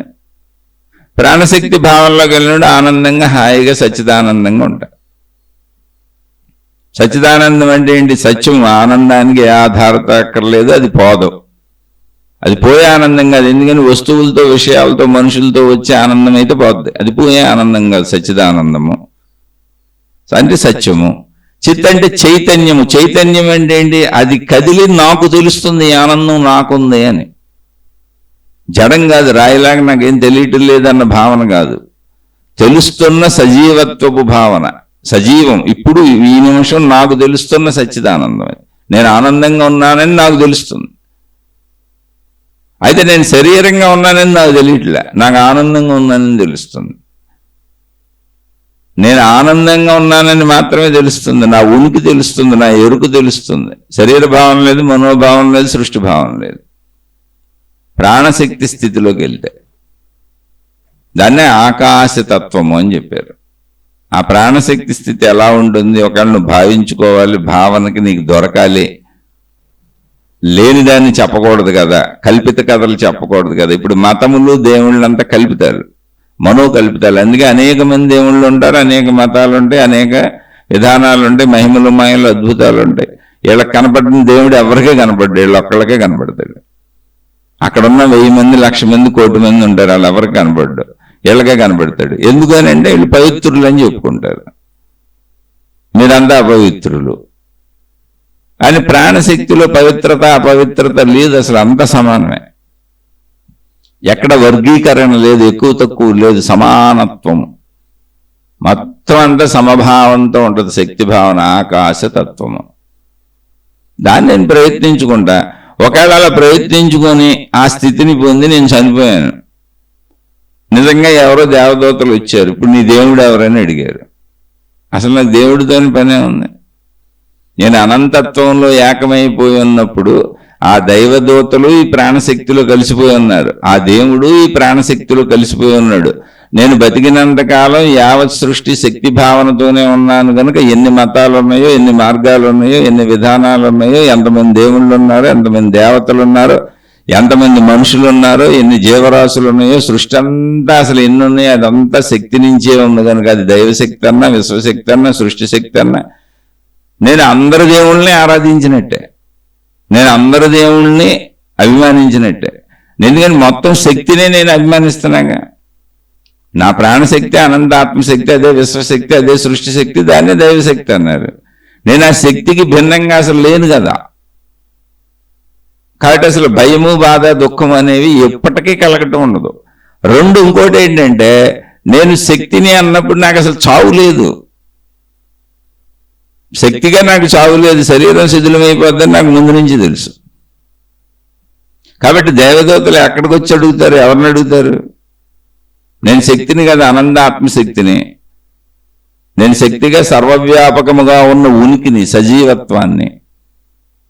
నేను ఒక ఉనికిని, నేను ఒక ఎగ్జిస్టెన్స్ని, నేను ఒక కాన్షియస్నెస్ని, నేను ఒక స్పృహ, నేను ఒక ఊహని. ఒక విషయాన్ని ఊహిస్తున్న ఊహన కాదు, విషయాలు ఊహించటానికి మూలమైన ఊహని. నేను ఒక సృజనాత్మకతని. సృజనాత్మకతతో ఏదో తయారు చేయటం కాదు, ఏదో తయారు చేయడానికి అవసరమైన సృజనాత్మకతకి మూలం ఏదుందో అది నేను. అది శక్తి, అన్నింటికి శక్తిని. ఇప్పుడు దేవదేవతలు ఎవరిని అడుగుతారు? అడగటానికి అక్కడ నేను లేనుగా. నేనని నేను చెప్పుకుంటున్న కర్తృత్వ భావనతో, అహంకారంతో ఉన్న శరీరం చచ్చిపోయింది. దాన్ని భూమిలో పూర్తి చేశారు, లేదా కాల్ చేశారు, అయిపోయింది. ఇప్పుడు నేను శక్తి స్వరూపం, నేను చావలనే విషయం నాకు ఎప్పుడు తెలుసు. శక్తికి అసలు చావే లేదు. అసలు నేను చచ్చిపోతే కదా దేవదేవతలు రావటం, అడగటం. ఆత్మజ్ఞాన మార్గంలో ఉండేదే ఇది. నేను ఎప్పటికీ విశ్వశక్తిలో లీనమైపోయాను. ఒకవేళ విశ్వశక్తిలో లీనమైపోని దేవుళ్ళు, దేవతలు, మతాలు అన్నీ ఒప్పుకుంటాను. వాళ్ళు విశ్వశక్తిలోనే. ఏ మతపు దేవుడైనా విశ్వశక్తేగా. కాబట్టి నేను అందులో విరోధించిందే ఉంది, విభేదించిందే ఉంది. కాదు, నా మతపు దేవుడు ఆకృతిలో ఉన్నాడు, ఆకారంలో ఉన్నాడు అంటారా? పోనీ ఆకారంలో ఉన్నటువంటి విరాట్ పురుషుడైన దేవుడైతే నువ్వు ఆకారంలో ఉన్నటువంటి ఓ దేవుడా, నీ పాదాలపై ఉన్నటువంటి ఆ చిన్న రోమమును నేను. ఎందుకంటే సృష్టి మొత్తం నువ్వే కదా, నీదే కదా. నేను నీకు భిన్నంగా ఎట్టుంటాను? ఒకవేళ ఆకారం ఉంటే. లేదు, నా దేవుడికి ఆకారం లేదు, నా దేవుడు వెలుగు వలే ఉంటాడు అన్నారు అనుకోండి. నేను ఆల్రెడీ వెలుగులోనే జీవించాను, ఆ వెలుగుతోనే జీవించాను. ఇప్పుడు వెలుగుగా శక్తిగానే అందులో కలిసిపోయి ఉన్నాను. ఆ వెలుగులో ఒక చిన్న వెలుగు కిరణం నేను దేవుడిని అని చెప్పట్లా, అంత అహంకారం లేదు. కానీ సముద్రంలో కలిసిపోయిన నీటి బొట్టు సముద్రమే అవుతుంది. అంతే. సముద్రంలో కలిసిపోయిన నీటి బొట్టుకు సముద్రం నుంచి విడదీయటం కుదరదు. అలాగే నా దేవుడు వెలుగైతే ఆ వెలుగు కిరణములలో ఒక చిన్న కిరణాన్ని నేను, వెలుగుని వెలుగు కిరణాలను విడదీయటం కుదరదు. లేదు నా దేవుడికి రూపం ఉంటే రూపమున్న ఆ దేవుడి యొక్క లేదా దేవత యొక్క కాలిపై ఉన్నటువంటి ఒక రోమమును నేను, ఎలైనా విశ్వశక్తిలో విలీనమైపోయిన ప్రాణశక్తిని నేను. కాబట్టి మతాలు ఎందుకు ఏర్పడినాయి, మార్గాలు ఎందుకు ఏర్పడినాయి, దేవదూతలు ఎందుకు వస్తారు, అన్ని మతాల్లోనూ చెప్పారు. కొన్ని మతాల్లో దేవదూతలు అన్నారు. స్వర్గం నుంచి వచ్చేవాళ్ళు దేవదూతలు, నరకం నుంచి వచ్చేవాళ్ళు యమభటులు, అలా కొన్ని రకాల పేర్లు అనేక మతాల్లో అనేక విధానాలుగా పెట్టుకున్నారు. కానీ చనిపోయినాక అందరూ లోకాలు తీసుకెళ్తారు, పాపపుణ్యాలు అనుభవించాలి అని చెప్పారు. రానివ్వండి, ఒకవేళ అది ఉన్నది నిజమైతే శక్తిగా ఇప్పుడు ఆరాధిస్తుంది వాళ్ళనే కదా. ఆత్మజ్ఞానము ప్రాణశక్తి అన్నా కూడా ఆ దేవుడికి భిన్నంగా ఏం వెళ్ళటం లేదుగా. కానీ నా సొంత మనస్సుని దాటి, నేను తయారు చేసుకున్న సృష్టిని దాటి, నా కర్తృత్వ భావాన్ని వదిలి, అంటే ఈ శరీర భావము మనోభావం, కర్తృత్వ భావం అహంకారం అంటే ఇంకేం లేదు, నేను తయారు చేసుకున్న సృష్టి వదిలి ప్రాణశక్తి భావంలోకి వెళ్ళినప్పుడు సహజంగా ఎటువంటి నమ్మకాలతో పని లేకుండా, ఎటువంటి మతాలతో పని లేకుండా, ఎటువంటి మార్గాలు విధానాలు దేవుళ్ళు దేవతలు అసలు వీటితో పనే లేకుండా నా నిద్రాస్థితిలో నేను అద్భుతమైనటువంటి ఆనందంగా ఉన్నాను. అక్కడ శరీరం లేదు, అక్కడ మనసు లేదు, అక్కడ సృష్టి లేదు, కానీ నేను ఉన్నానన్న భావన, సజీవత్వపు భావన ఉంది. అది ఆనందంగా ఉంది, అది హాయిగా ఉంది. దాన్నే ఆత్మశక్తి అని పేరు పెట్టారు. దాన్నే సైన్స్ శక్తి అని చెబుతుంది. అది నిరూపణగా ఉన్నది కదా ఎదురుగుండా. దాన్ని నేను మెలకువలో ట్రై చేసుకుంటున్నా. శరీర మనోభావాలు దాటి మెలకువలో దాన్ని ట్రై చేసుకొని ప్రాణశక్తి భావనలో నేను కూర్చుంటా. అది నా ఇష్టం, హాయిగా ఉంది, ఆనందంగా ఉంది, చక్కగా ఉంది. సచ్చిదానందము పరమానందము. అంటే నా కర్తృత్వ భావాన్ని నేను వదలగలిగితే, నా శరీర భావాన్ని నేను కల్పించుకున్న నా మనోభావాన్ని నేను వదలగలిగితే, నా ప్రాణశక్తి భావంలోనే నేను ఉండగలిగితే, ప్రాణశక్తి నాకు భిన్నమైంది కాదు, ఎవరి ప్రాణశక్తిలో నేను కూర్చోట్లెళ్ళి, నా ప్రాణశక్తే నా కర్తృత్వ భావనకు ఆధారం, నా ప్రాణశక్తే నా మనోభావానికి ఆధారం. నా ప్రాణశక్తిలోనే నేను కూర్చుంటా. ఏంటి, నా అహంకారాన్ని వదిలి, నా కర్తను నేననే భావాన్ని వదిలి, నా మనోభావాన్ని శరీర భావాన్ని ఎప్పుడు వదులుతానో సృష్టి భావం ఆటోమేటిక్గా వదిలిపోద్ది. వెళ్ళిపోయి ప్రాణశక్తిలో కూర్చుంటా. ఎప్పుడు హాయిగా జీవన్ముక్తుడుగా అనంత విశ్వపు ఎరుకతో జీవిస్తా. మొత్తం అనంతంగా ఉన్న విశ్వశక్తి ఏదో అదే ఆకాశతత్వము, అదే నేను. దానికి అసలు మరణమే లేదు, శక్తికి మరణమే లేదు. మరణం లేని శక్తిని ఇప్పుడు దేవుడు ఏం శిక్షిస్తాడు? ఏ దేవదేవతలు వచ్చి పట్టుకెళ్తారు? ఎలా కుదురుతుంది? కుదరదు. మరణించే శరీరం శక్తి నేను అని ప్రాణశక్తి ఎరుకు ఎప్పుడు వచ్చిందో, మరణించే శరీరం నేను కాదని ఆటోమేటిక్గా తెలుస్తుంది. నేను కాంతి పోతే నాకేంటి, ఉంటే నాకేంటి? అది ఎక్కడి నుంచి వచ్చిందో అక్కడికే పోయింది. లేని చోటు నుంచి వచ్చింది, లేని చోటుకి వెళ్ళిపోయింది. శక్తిగా నేను ఎప్పుడు శాశ్వతము, దాన్ని అమృతత్వము అన్నారు. ఇది ప్రతి మనిషిలోనూ ఉన్నటువంటి స్వీయతత్వం. మనం నమ్ముతామా నమ్మమా అనేది వేరే విషయం. నాకు ఇది బాగుంది, ప్రాక్టికల్గా ఉంది. నాకు నమ్మకాలతో అసలు అవసరమే లేదు. నాకు శరీరం ఉంది, మనసు ఉంది, ప్రాణశక్తి ఉంది. ఇప్పుడు నేను బతికున్నానంటే ఖచ్చితంగా ప్రాణశక్తి ఉండాలి. నేను బతికుండి నేను నేను నేను అనే అది నాది అనుకుంటూ జీవిస్తున్నానంటే మనసు ఉండాలి. అసలు నా శరీరం కదలాలి అంటే శరీరము ఇవన్నీ ఉండి మనసు ఉంటేనే జీవించడం కుదురుతుంది. నేను జీవిస్తున్నానంటే శరీరం ఉండాలి. శరీరం కదలాలంటే మనసు ఉండాలి. మనో శరీరాలు రెండు కదలాలంటే ప్రాణశక్తి ఉండాలి. కాబట్టి మూడు ఇప్పుడు ఉన్నాయి నాకు. అందులో నాకు రెండు తెలుసు, శరీర స్థితి తెలుసు, మనోస్థితి తెలుసు. అది నేనే కల్పించుకున్నటువంటి నా కల్పనే నా మనస్సు, నా సృష్టి. దానివల్లనే నాకు సుఖ దుఃఖాలు వస్తున్నాయి. నేను కర్తను అనుకోవటం వల్లనే నాకు సుఖము దుఃఖము భయము కలుగుతున్నాయి. దానివల్లనే నాకు సంతోషం కూడా వస్తుంది, తాత్కాలికంగా వచ్చిపోతున్నాయి. కానీ నా ప్రాణశక్తి స్థితి నాకు అనుభవం లేదు. ఆ అనుభవం లేకపోవడానికి అది అద్భుతం కాదు. ఎందుకంటే ప్రతిరోజు నిద్రలో నేను వెళ్తుంది ప్రాణశక్తి స్థితికే. కాబట్టి ఇప్పుడు మెలకువలో నేను ప్రయత్నించుకుంటా, నా స్థితిలోకి నేనే వెళ్తున్నా. నేను అసలు ఎవరిని డిస్టర్బ్ చేయట్లే. నేను ఏ మతాన్ని డిస్టర్బ్ చేయట్లే, ఏ దేవుణ్ణి డిస్టర్బ్ చేయట్లే, ఏ గురువుని డిస్టర్బ్ చేయట్లే, ఏ ఆచార సాంప్రదాయ విధాన పద్ధతుల్ని డిస్టర్బ్ చేయట్లే. జస్ట్ నాదే అయినటువంటి, ఇప్పుడు నేను బతికున్నానంటే అర్థము, నేను జీవిస్తున్నాను బతికున్నానంటే అర్థం నాకు శరీరం ఉంది, నాకు మనసు ఉంది, నాకు ప్రాణశక్తి ఉంది. ప్రాణశక్తి లేకపోతే అసలు బతికున్నాను అనే పదం నాకు వర్తించదు. కాబట్టి ప్రాణశక్తి ఉంది, నేను బతుకున్నాను, ఇప్పుడు జీవిస్తున్నానంటే. కానీ నాకు ప్రాణశక్తి ఎలా ఉంటుందో తెలియదు. నిద్రాస్థితిలో మాత్రం నిద్ర అని పేరు పెట్టుకున్నాను, అది ప్రాణశక్తి స్థితి. పరిశీలించుకుంటే అర్థమవుతుంది, అది చాలా హాయిగా ఆనందంగా ఉంది. అందుకని మెలకువలో కూడా ఇప్పుడు నేను ఈ శరీర స్థితి నుంచి, మనోస్థితి నుంచి, పరిమితత్వమైనటువంటి లిమిటెడ్నెస్ నుంచి హాయిగా ఆనందంగా అసలు సృష్టినే దాటిపోయి, సృష్టి భావనను కూడా దాటిపోయి అనంతంగా సర్వవ్యాపకంగా ఉన్నటువంటి ప్రాణశక్తి భావనలోకి వెళ్తా. అప్పుడు సృష్టి లేకపోవటం కాదు, అనంత ఆకాశతత్వం ముందు, అనంత ఆత్మశక్తి తత్వం ముందు, అనంత ప్రాణశక్తి తత్వం ముందు, అంటే అందులో సృష్టి చిన్న ధూళికణం, అంటే ఉన్నా లేనట్టే. అంత విశాలంగా విస్తృతంగా శక్తి ఉంది. అంటే శక్తి భావనలోకి వెళ్ళి కూర్చుంటా, హాయిగా ఉంది, ఆనందంగా ఉంది. అందులోంచి శరీర మనస్సులతో పనిచేస్తా. అప్పుడు నేను మంచిగా జీవిస్తా, జీవన్ముక్తుడిగా జీవిస్తా, జీవన్ముక్తురాలుగా జీవిస్తా. అసలు ఎవరికి ఎటువంటి హాని చేయను. శరీర సంబంధిత కనీస అవసరాలు, అంటే కాలకృత్యాలు తీర్చుకుంటా బతకడానికి ఇంత భిక్షాన్నం, ఇంత అన్నం తిని బతికేస్తా. చావు పుట్టుకులేవి నాకు దుఃఖాన్ని కలిగించవు, జనన మరణాలేవి నాకు ఇబ్బంది కలిగించవు, సృష్టి నడకేది నాకు ఇబ్బంది కలిగించదు. ఎందుకని? సృష్టి నడక ప్రాణశక్తిలో అంతర్లీనంగా సాగుతుంది. ప్రాణశక్తికి అసలు చావు లేదు, ఆత్మశక్తికి అసలు చావు లేదు, విశ్వశక్తికి అసలు చావు లేదు, శక్తికి అసలు చావు లేదు. నేను ఇప్పుడు ఆ శక్తి భావంలో ఉన్న నాకు అసలు చావు లేదు. నేను అమృతత్వ స్థితిని పొందాను.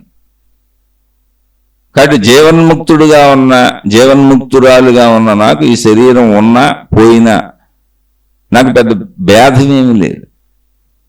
అనంతపు ఉనికిగా నేను ఉండిపోయాను, ఎగ్జిస్టెన్స్గా నేను ఉండిపోయాను, శక్తిగా నేను ఉండిపోయాను, సజీవత్వంగా నేను మిగిలిపోయాను, శాశ్వతత్వంగా నేను మిగిలిపోయాను, కాల పరిధి దాటేశాను. అది జీవన్ముక్త స్థితి. దానికి ప్రయత్నించుకుంటూ ఈ శీర్షికలు చెప్పుకుంటున్నాం. మరి మొత్తం జీవితంలో నేను, నాది, నా వాళ్ళని జీవిస్తున్న ఎవరైనా, అందులో మతాలు, మార్గాలు, దేవుళ్ళని కలిపేసుకున్నా, ఏను పెట్టుకొని, జాతి మత కులాలు పెట్టుకుని, అదంతా మనోసృష్టి. మీకు నచ్చితే వినండి, నచ్చకపోతే చక్కగా మీ మార్గాల్లో హాయిగా సాగిపోండి. ఎందుకంటే ఈ ఆత్మజ్ఞానము అనేది, ఆధ్యాత్మికత అనేది వ్యక్తిగతము. అంటే కేవలం నాకు సంబంధించింది. నాకు ప్రాణశక్తి ఉంది, నాలో ప్రాణశక్తి ఉంది. ప్రాణశక్తి లేకపోతే చచ్చిపోయినట్టు లెక్క. నాలో ఉన్న ప్రాణశక్తిని నేను బతుకుండగా తెలుసుకోవాలి. అసలు చిన్న కామన్ సెన్స్ పాయింట్గా నన్ను నేను సంపూర్ణంగా తెలుసుకోకుండా నేను శరీరం అనుకుని, నేను మనసు అనుకుని చచ్చిపోవటం ఏంటి? అసలు నా సంపూర్ణత ఏంటి? నా శరీరము, నా మనసు, ఈ రెండు ఉండాలి, కదలాలి అంటే అసలు ప్రాణశక్తి ఉండాలి. ప్రాణశక్తి లేదు, ఈ రెండు లేవు, చచ్చిపోయినాయి. అని చనిపోయే వాటిని, పరిమితమైన వాటిని పట్టుకొని అది నేను అనుకుంటూ తిరుగుతూ, నాలో చనిపోని శాశ్వత తత్వము, అసలు ఈ రెండు తిరగటానికి, శరీర మనస్సులు తిరగటానికి ఆధారమైనటువంటి ఆ ప్రాణశక్తి తత్వాన్ని, నా తత్వాన్ని నేను తెలుసుకోకుండా బతకటం ఏంటి, చనిపోవటం ఏంటి? అది నేను తెలుసుకుంటా. అది మహాత్ములైన జీవన్ముక్తులు చెప్పారు. దానికి మతంతో సంబంధం లేదు, మార్గంతో సంబంధం లేదు, దేవుడితో సంబంధం లేదు, గురువుతో సంబంధం లేదు, బాహ్యమైనటువంటి దేనితోనూ సంబంధం, భార్యతో, భర్తతో, పిల్లలతో, తల్లితో, తండ్రితో, అసలు ఎవరితోనూ ఏ సంబంధం లేదు. నా శరీరం, నా మనసుతోనే నాకు సంబంధం లేదు. నా ప్రాణశక్తులకు నేను వెళ్ళాలి, ఇటు వదలాలి, అప్పుడే వెళ్తాను. అదే నిద్రాస్థితిలో జరుగుతుంది. అప్పుడు ఇంకా గొడవే ఉంది. అసలు నాతో నాకు, నాతో నేను, నాలో నేను, అంతే. ఆలోచించి చూడండి, అర్థమైతే ఆచరించుకోండి. అర్థం కాదు, తప్పకుండా మీ నమ్మకాలు బట్టి మీరు ముందుకు సాగండి. ఎవరిని బలవంతంగా ఇది నమ్మమని ఎవరికి చెప్పకూడదు. నాదే నిజమని ఎవరితోనూ వాదించకూడదు. ఎందుకనంటే సృష్టి మనిషికే కాదు, సృష్టిలో ఉన్న అన్నింటికి సంపూర్ణ స్వేచ్ఛ ఉంది. నువ్వు నీ ఇష్టం వచ్చినట్టుండు, నీకు నచ్చినట్టుండు. అయితే నీకు నచ్చినట్టు ఉండవు, ఎవరిని బాధించుకో. అందుకని నా మతమే నమ్ము, నా మార్గమే నమ్ము, నా గురువే నమ్ము, నేను ఎలా అయినా నిన్ను మాయలు మహిమలు అద్భుతాలు చెప్పి ఆకట్టుకొని టేపు లాగేసుకుంటాను. ఇటువంటి పిచ్చి పిచ్చి ప్రయత్నాలన్నీ కూడా మనసు చేస్తుంది. నేను కర్తనన్న భావన చేస్తుంది, అహంకారం చేస్తుంది. అహంకారం అనేకం సృష్టిస్తుంది, మనస్సు అనేకం సృష్టిస్తుంది. సృష్టించుకోగాక ఉన్న సృష్టిలో కలిసిపోయింది. ఉన్న సృష్టికి ఆధారమైనటువంటి ఆ శక్తిలో కలిసిపో. ఉన్నది ఉన్నట్టుగా సత్యం చూస్తే నీకే అర్థమైపోద్ది. కాదు మాకు నమ్మకాలు ఉన్నాయి, మేము అటు వెళ్తామంటే గాఢమైన నమ్మకాన్ని చెదరగొట్టలేము ఎవరు. ఎందుకంటే ఈ శరీరము నేనన్న మన గాఢమైన భావాన్ని ఎలా పోగొట్టుకోలేము. అంత తేలిక కాదు, అంత ఈజీ కాదు. అందుకే శరీరము నిజమే, ఉన్నంత వరకు దాన్ని జాగ్రత్తగా కాపాడుకోండి అని చెబుతున్నా. శరీరపరంగా శరీరం నిజమే, మనసు పరంగా మనసు నిజమే, ప్రాణశక్తి పరంగా ప్రాణశక్తి నిజమే. శరీర మనస్సులు దాటి ప్రాణశక్తిలోకి వెళ్తే శరీర మనస్సులో ధూళి కణాలు అయిపోతాయి. అవి ఉంటాయి కానీ వాటికి విలువ ఉండదు, అంత విస్తృతమైంది ప్రాణశక్తి. అలా శరీర భావాన్ని పోగొట్టుకోవటమే కష్టం, ఎందుకని శరీరం నేను అనుకున్నాం కదా. అలాగే ఎవరి నమ్మకాలు వాళ్ళు నమ్మిన భావాన్ని అంత పోగొట్టుకోవటం ఎలా? అసలు పోగొట్టుకోవాల్సిన అవసరం ఏముంది? నువ్వు నమ్మిన భావంలో నువ్వు పొందినా మంచిదేగా. నువ్వు ఇంకో వైపు నుంచి వస్తున్నావేమో. ఒక ఊరికి రావడానికి అనేక మార్గాలు ఉంటాయి. నేను ఒక మార్గంలో వెళ్తున్నా, నువ్వు ఇంకో మార్గంలో ఉన్నావేమో. అలా అనేక మంది అనేక మార్గాల నుంచి వస్తున్నారేమో. మీరు ఒకళ్ళు ఆ మార్గంలో పొందుతారనుకుంటే చక్కగా వెళ్ళిపోండి. ఇందులో ఒకళ్ళని ఒకళ్ళు విభేదించేది, ఇది తప్పు ఇది రైట్ అని చెప్పేదే ప్రమాదం అసలు. ఇక్కడ నేను చెబుతున్నది నాకు అర్థమైన విషయం. దీన్ని ఆత్మజ్ఞానం అంటారు. ఇది ఆధ్యాత్మిక చదువు, ఆత్మజ్ఞానం చదువు. ఇది మనుషులందరికీ సంబంధించింది కాదు. ఆధ్యాత్మికం వ్యక్తిగతం. అంటే ఒక వ్యక్తికి ఇది కావాలని అనుకుంటే అతను తను తాను తెలుసుకుంటాడు, తన సంపూర్ణతను తెలుసుకుంటాడు. అక్కర్లేదు నేను బయట దేవుణ్ణి తెలుసుకుంటాను, దేవతను తెలుసుకుంటాను, నేను గురువుని తెలుసుకుంటాను అంటే ఎవరిష్టం వాళ్ళు. తప్పే ఉంది. ఎట్నుంచైనా అక్కడికి దారి ఉందేమో. అట్నుంచి నేను రాలేదు కాబట్టి నాకు తెలియదు. అది నేను ఇటు నుంచి వెళుతున్నాను కనుక నాకు ఇది బాగుంది. అందుకని ఎవరి స్వేచ్ఛలో వాళ్ళు, ఎవరి నమ్మకాల్లో వాళ్ళు, ఎవరి హాయిలో వాళ్ళు, ఎవరి ఆనందంలో వాళ్ళు, ఎవరికి అర్థమైన దాంట్లో వాళ్ళు హాయిగా ముందుకు సాగిపోదాం. అసలు ఒకటి తప్పు ఒకటి రైట్ అని చెప్పేటువంటి ఘర్షణాయుత వాతావరణమే తప్పు. అలా చెప్పకూడదు. ఎవరి స్వేచ్ఛ వాళ్ళది. ఆ స్వేచ్ఛలో ఎవరికి ఏది అర్థమైతే అటు వెళ్ళిపోండి. ఇంకోండి క్రిటిసైజ్ చేయటమే లేదు అసలు ఇక్కడ. అయితే నేను ఎప్పుడు చెబుతాను, అన్ని చోట్ల దొంగలు ఉంటారు, జాగ్రత్త. అన్ని చోట్ల దొంగలు ఉంటారు. ఇప్పుడు మీరు బస్ స్టాండ్కి వెళ్ళారనుకోండి, జేబు దొంగలు ఉన్నారు జాగ్రత్త అని బోర్డులు ఉంటాయి, రైల్వే స్టేషన్లో ఉంటాయి, విమానాశ్రయాల్లో ఉంటాయి. ఎక్కడ పడితే అక్కడ గుంపులు ఉన్న ప్రతి చోట, ఆఖరికి టెంపుల్స్లో కూడా ఉంటాయి. అన్ని చోట్ల ఉంటాయి. ప్రార్థనాలయాలు అన్ని చోట్ల ఉంటాయి. జనం గుమిగూడి అన్ని చోట్ల ఉంటాయి. ఇంకా ఎక్కువగా ఊళ్ళల్లో అప్పుడప్పుడు మైకులు పెట్టి కూడా ప్రచారం చేస్తుంటారు పోలీసు వ్యవస్థ. దొంగలు కొత్తగా దొంగలు వచ్చారు, జాగ్రత్త, మీ ఇళ్ళు తలుపులు జాగ్రత్తగా వేసుకొని, తాళాలు జాగ్రత్తగా వేసుకొని జాగ్రత్తగా ఉండండి, దొంగలు సంచరిస్తున్నారు. అంటే అన్నింటిలోనూ అన్ని చోట్ల దొంగలు ఉంటారు. మనిషి ఉన్న ప్రతి చోట, మంచోడు ఉన్న ప్రతి చోట దొంగోడు ఉంటాడు, దొంగతే ఉంటుంది. అంటే ఆ దొంగల ముసుగులోకి పడిపోబాకండి, ఆ దొంగల వలలో పడిపోబాకండి. మీరు దెబ్బతింటారు. పడిపోకూడదంటే ఏంటి? పరిశీలించుకోవాలి. ఎప్పుడు ఎవరు మంచోళ్ళు ఎవరు చెడ్డోళ్ళు పరిశీలించుకెళ్ళాలి. రైతు బజార్కి వెళ్తే కూరగాయలే ఏరుకొని కొనుక్కుంటాం, కిరాణా షాపుకి వెళ్తే సరుకులే ఏరుకొని కొనుక్కుంటాం. అలాంటిది మన జీవిత నడకకు ఆధారమైనటువంటి దైవత్వం, దైవ మార్గాలు ఏరుకోవద్దు. దొంగలను నమ్మేసుకుంటూ వెళ్తాట. అందుకని జాగ్రత్తగా ఏరుకోండి, ఎన్నుకోండి, మీకు నచ్చిందంటే హాయిగా సాగిపోండి. నేను చెప్పేది నచ్చని వాళ్ళు, ఇది నాకు నచ్చలేదు, నేను ఇష్టపడలేదు అనుకున్న వాళ్ళు, అసలు వినమని నేను చెప్పట్లేదు, మీకు నచ్చాలని నేను కోరుకోవట్లేదు, అసలు ఎవరో ఇది ఇష్టపడి నన్ను మెచ్చుకోవాలని కోరుకోవట్లేదు. ఇది చెప్పేది కేవలం నాకు నేను చెప్పుకుంటూ సజ్జన సాంగత్యం, సత్కాలక్షేపం, 1-2 గంటలు చక్కగా నాకు ఈ కాలక్షేపం, ఈ భావంలో నేను లీనమవుతాను. జపతపాదులు చేసుకున్నట్టుగా ఉంటుంది నాకు ఇది. అందుకని నాకు నా భావ దృఢత కోసం నాకు నేనే చెప్పుకుంటున్నా. అయితే కొందరు సోదర సోదరీమణులకి ఇది ఉపయోగపడుతుంది అంటున్నారు, చెప్పమంటున్నారు, మాలో గుణమార్పు కలుగుతుంది అంటున్నారు, మేము మంచి వైపు వెళ్ళడానికి ప్రయత్నించుకుంటాం అంటున్నారు. కాబట్టి తప్పకుండా ఎప్పుడు అందరూ మంచిగానే బతకాలి, మంచి నుంచే మోక్షానికి దారి ఉన్నది, చెడు నుంచి మోక్షానికి దారి లేదు అని ఢంకా బజాయించి చెబుతూ కొంతమందికి అర్థమవుతుంది అంటున్నారు. కాబట్టి వాళ్ళ కోసం చెప్పట్లేదు, చెప్పుకుంటుంది నా కోసమే అయినా వాళ్ళకు కూడా ఉపయోగపడుతుంది అంటున్నారు కాబట్టి ఇదే యూట్యూబ్లో అప్లోడ్ చేస్తున్నా. లేకపోతే నేను విడిగా కూర్చొని పై పుస్తకాలు చదువుకోవచ్చు, నా జపతపాలు నేను చేసుకోవచ్చు. కొంతమందికి ఉపయోగపడుతున్నప్పుడు నాకు వచ్చిన నష్టమే ఉంది, నాకు ఎలాగో లాభమే. ఈ 1-2 గంటలు ఆ భావాలతో ఉన్న ఆ తపస్సు జరిగింది, ఆ సజ్జన సాంగత్యం జరిగింది, ఆ సత్కాలక్షేపం జరిగింది, ఆ మంచి మాటలు నేను చెబుతున్న మాటలు నేనే విన్నాను, నాకు మననం జరిగింది, శ్రవణం జరిగింది. అలా ఎవరికన్నా ఉపయోగపడితే మంచిదే. నచ్చని వాళ్ళు, వేరే మార్గాల్లో ఉన్నవాళ్ళు చక్కగా మీ మార్గాల్లో వెళ్ళిపోండి. ఎవరు ఎటు నుంచి పొందినా మంచిగా జీవించడం అనేది శరీరపరమైనటువంటి ధర్మము. మీరు ఏ దేవుడితో అయినా ఉండండి, ఏ దేవతతో అయినా ఉండండి, ఏ గురువుతో అయినా సాగండి, శరీరపరంగా మనం సమాజంలో, కుటుంబ వ్యవస్థల్లో, ప్రపంచంలో జీవిస్తున్నప్పుడు ఎప్పుడూ మంచిగానే ఉండాలి, ఎవరిని ఇబ్బంది పెట్టకూడదు.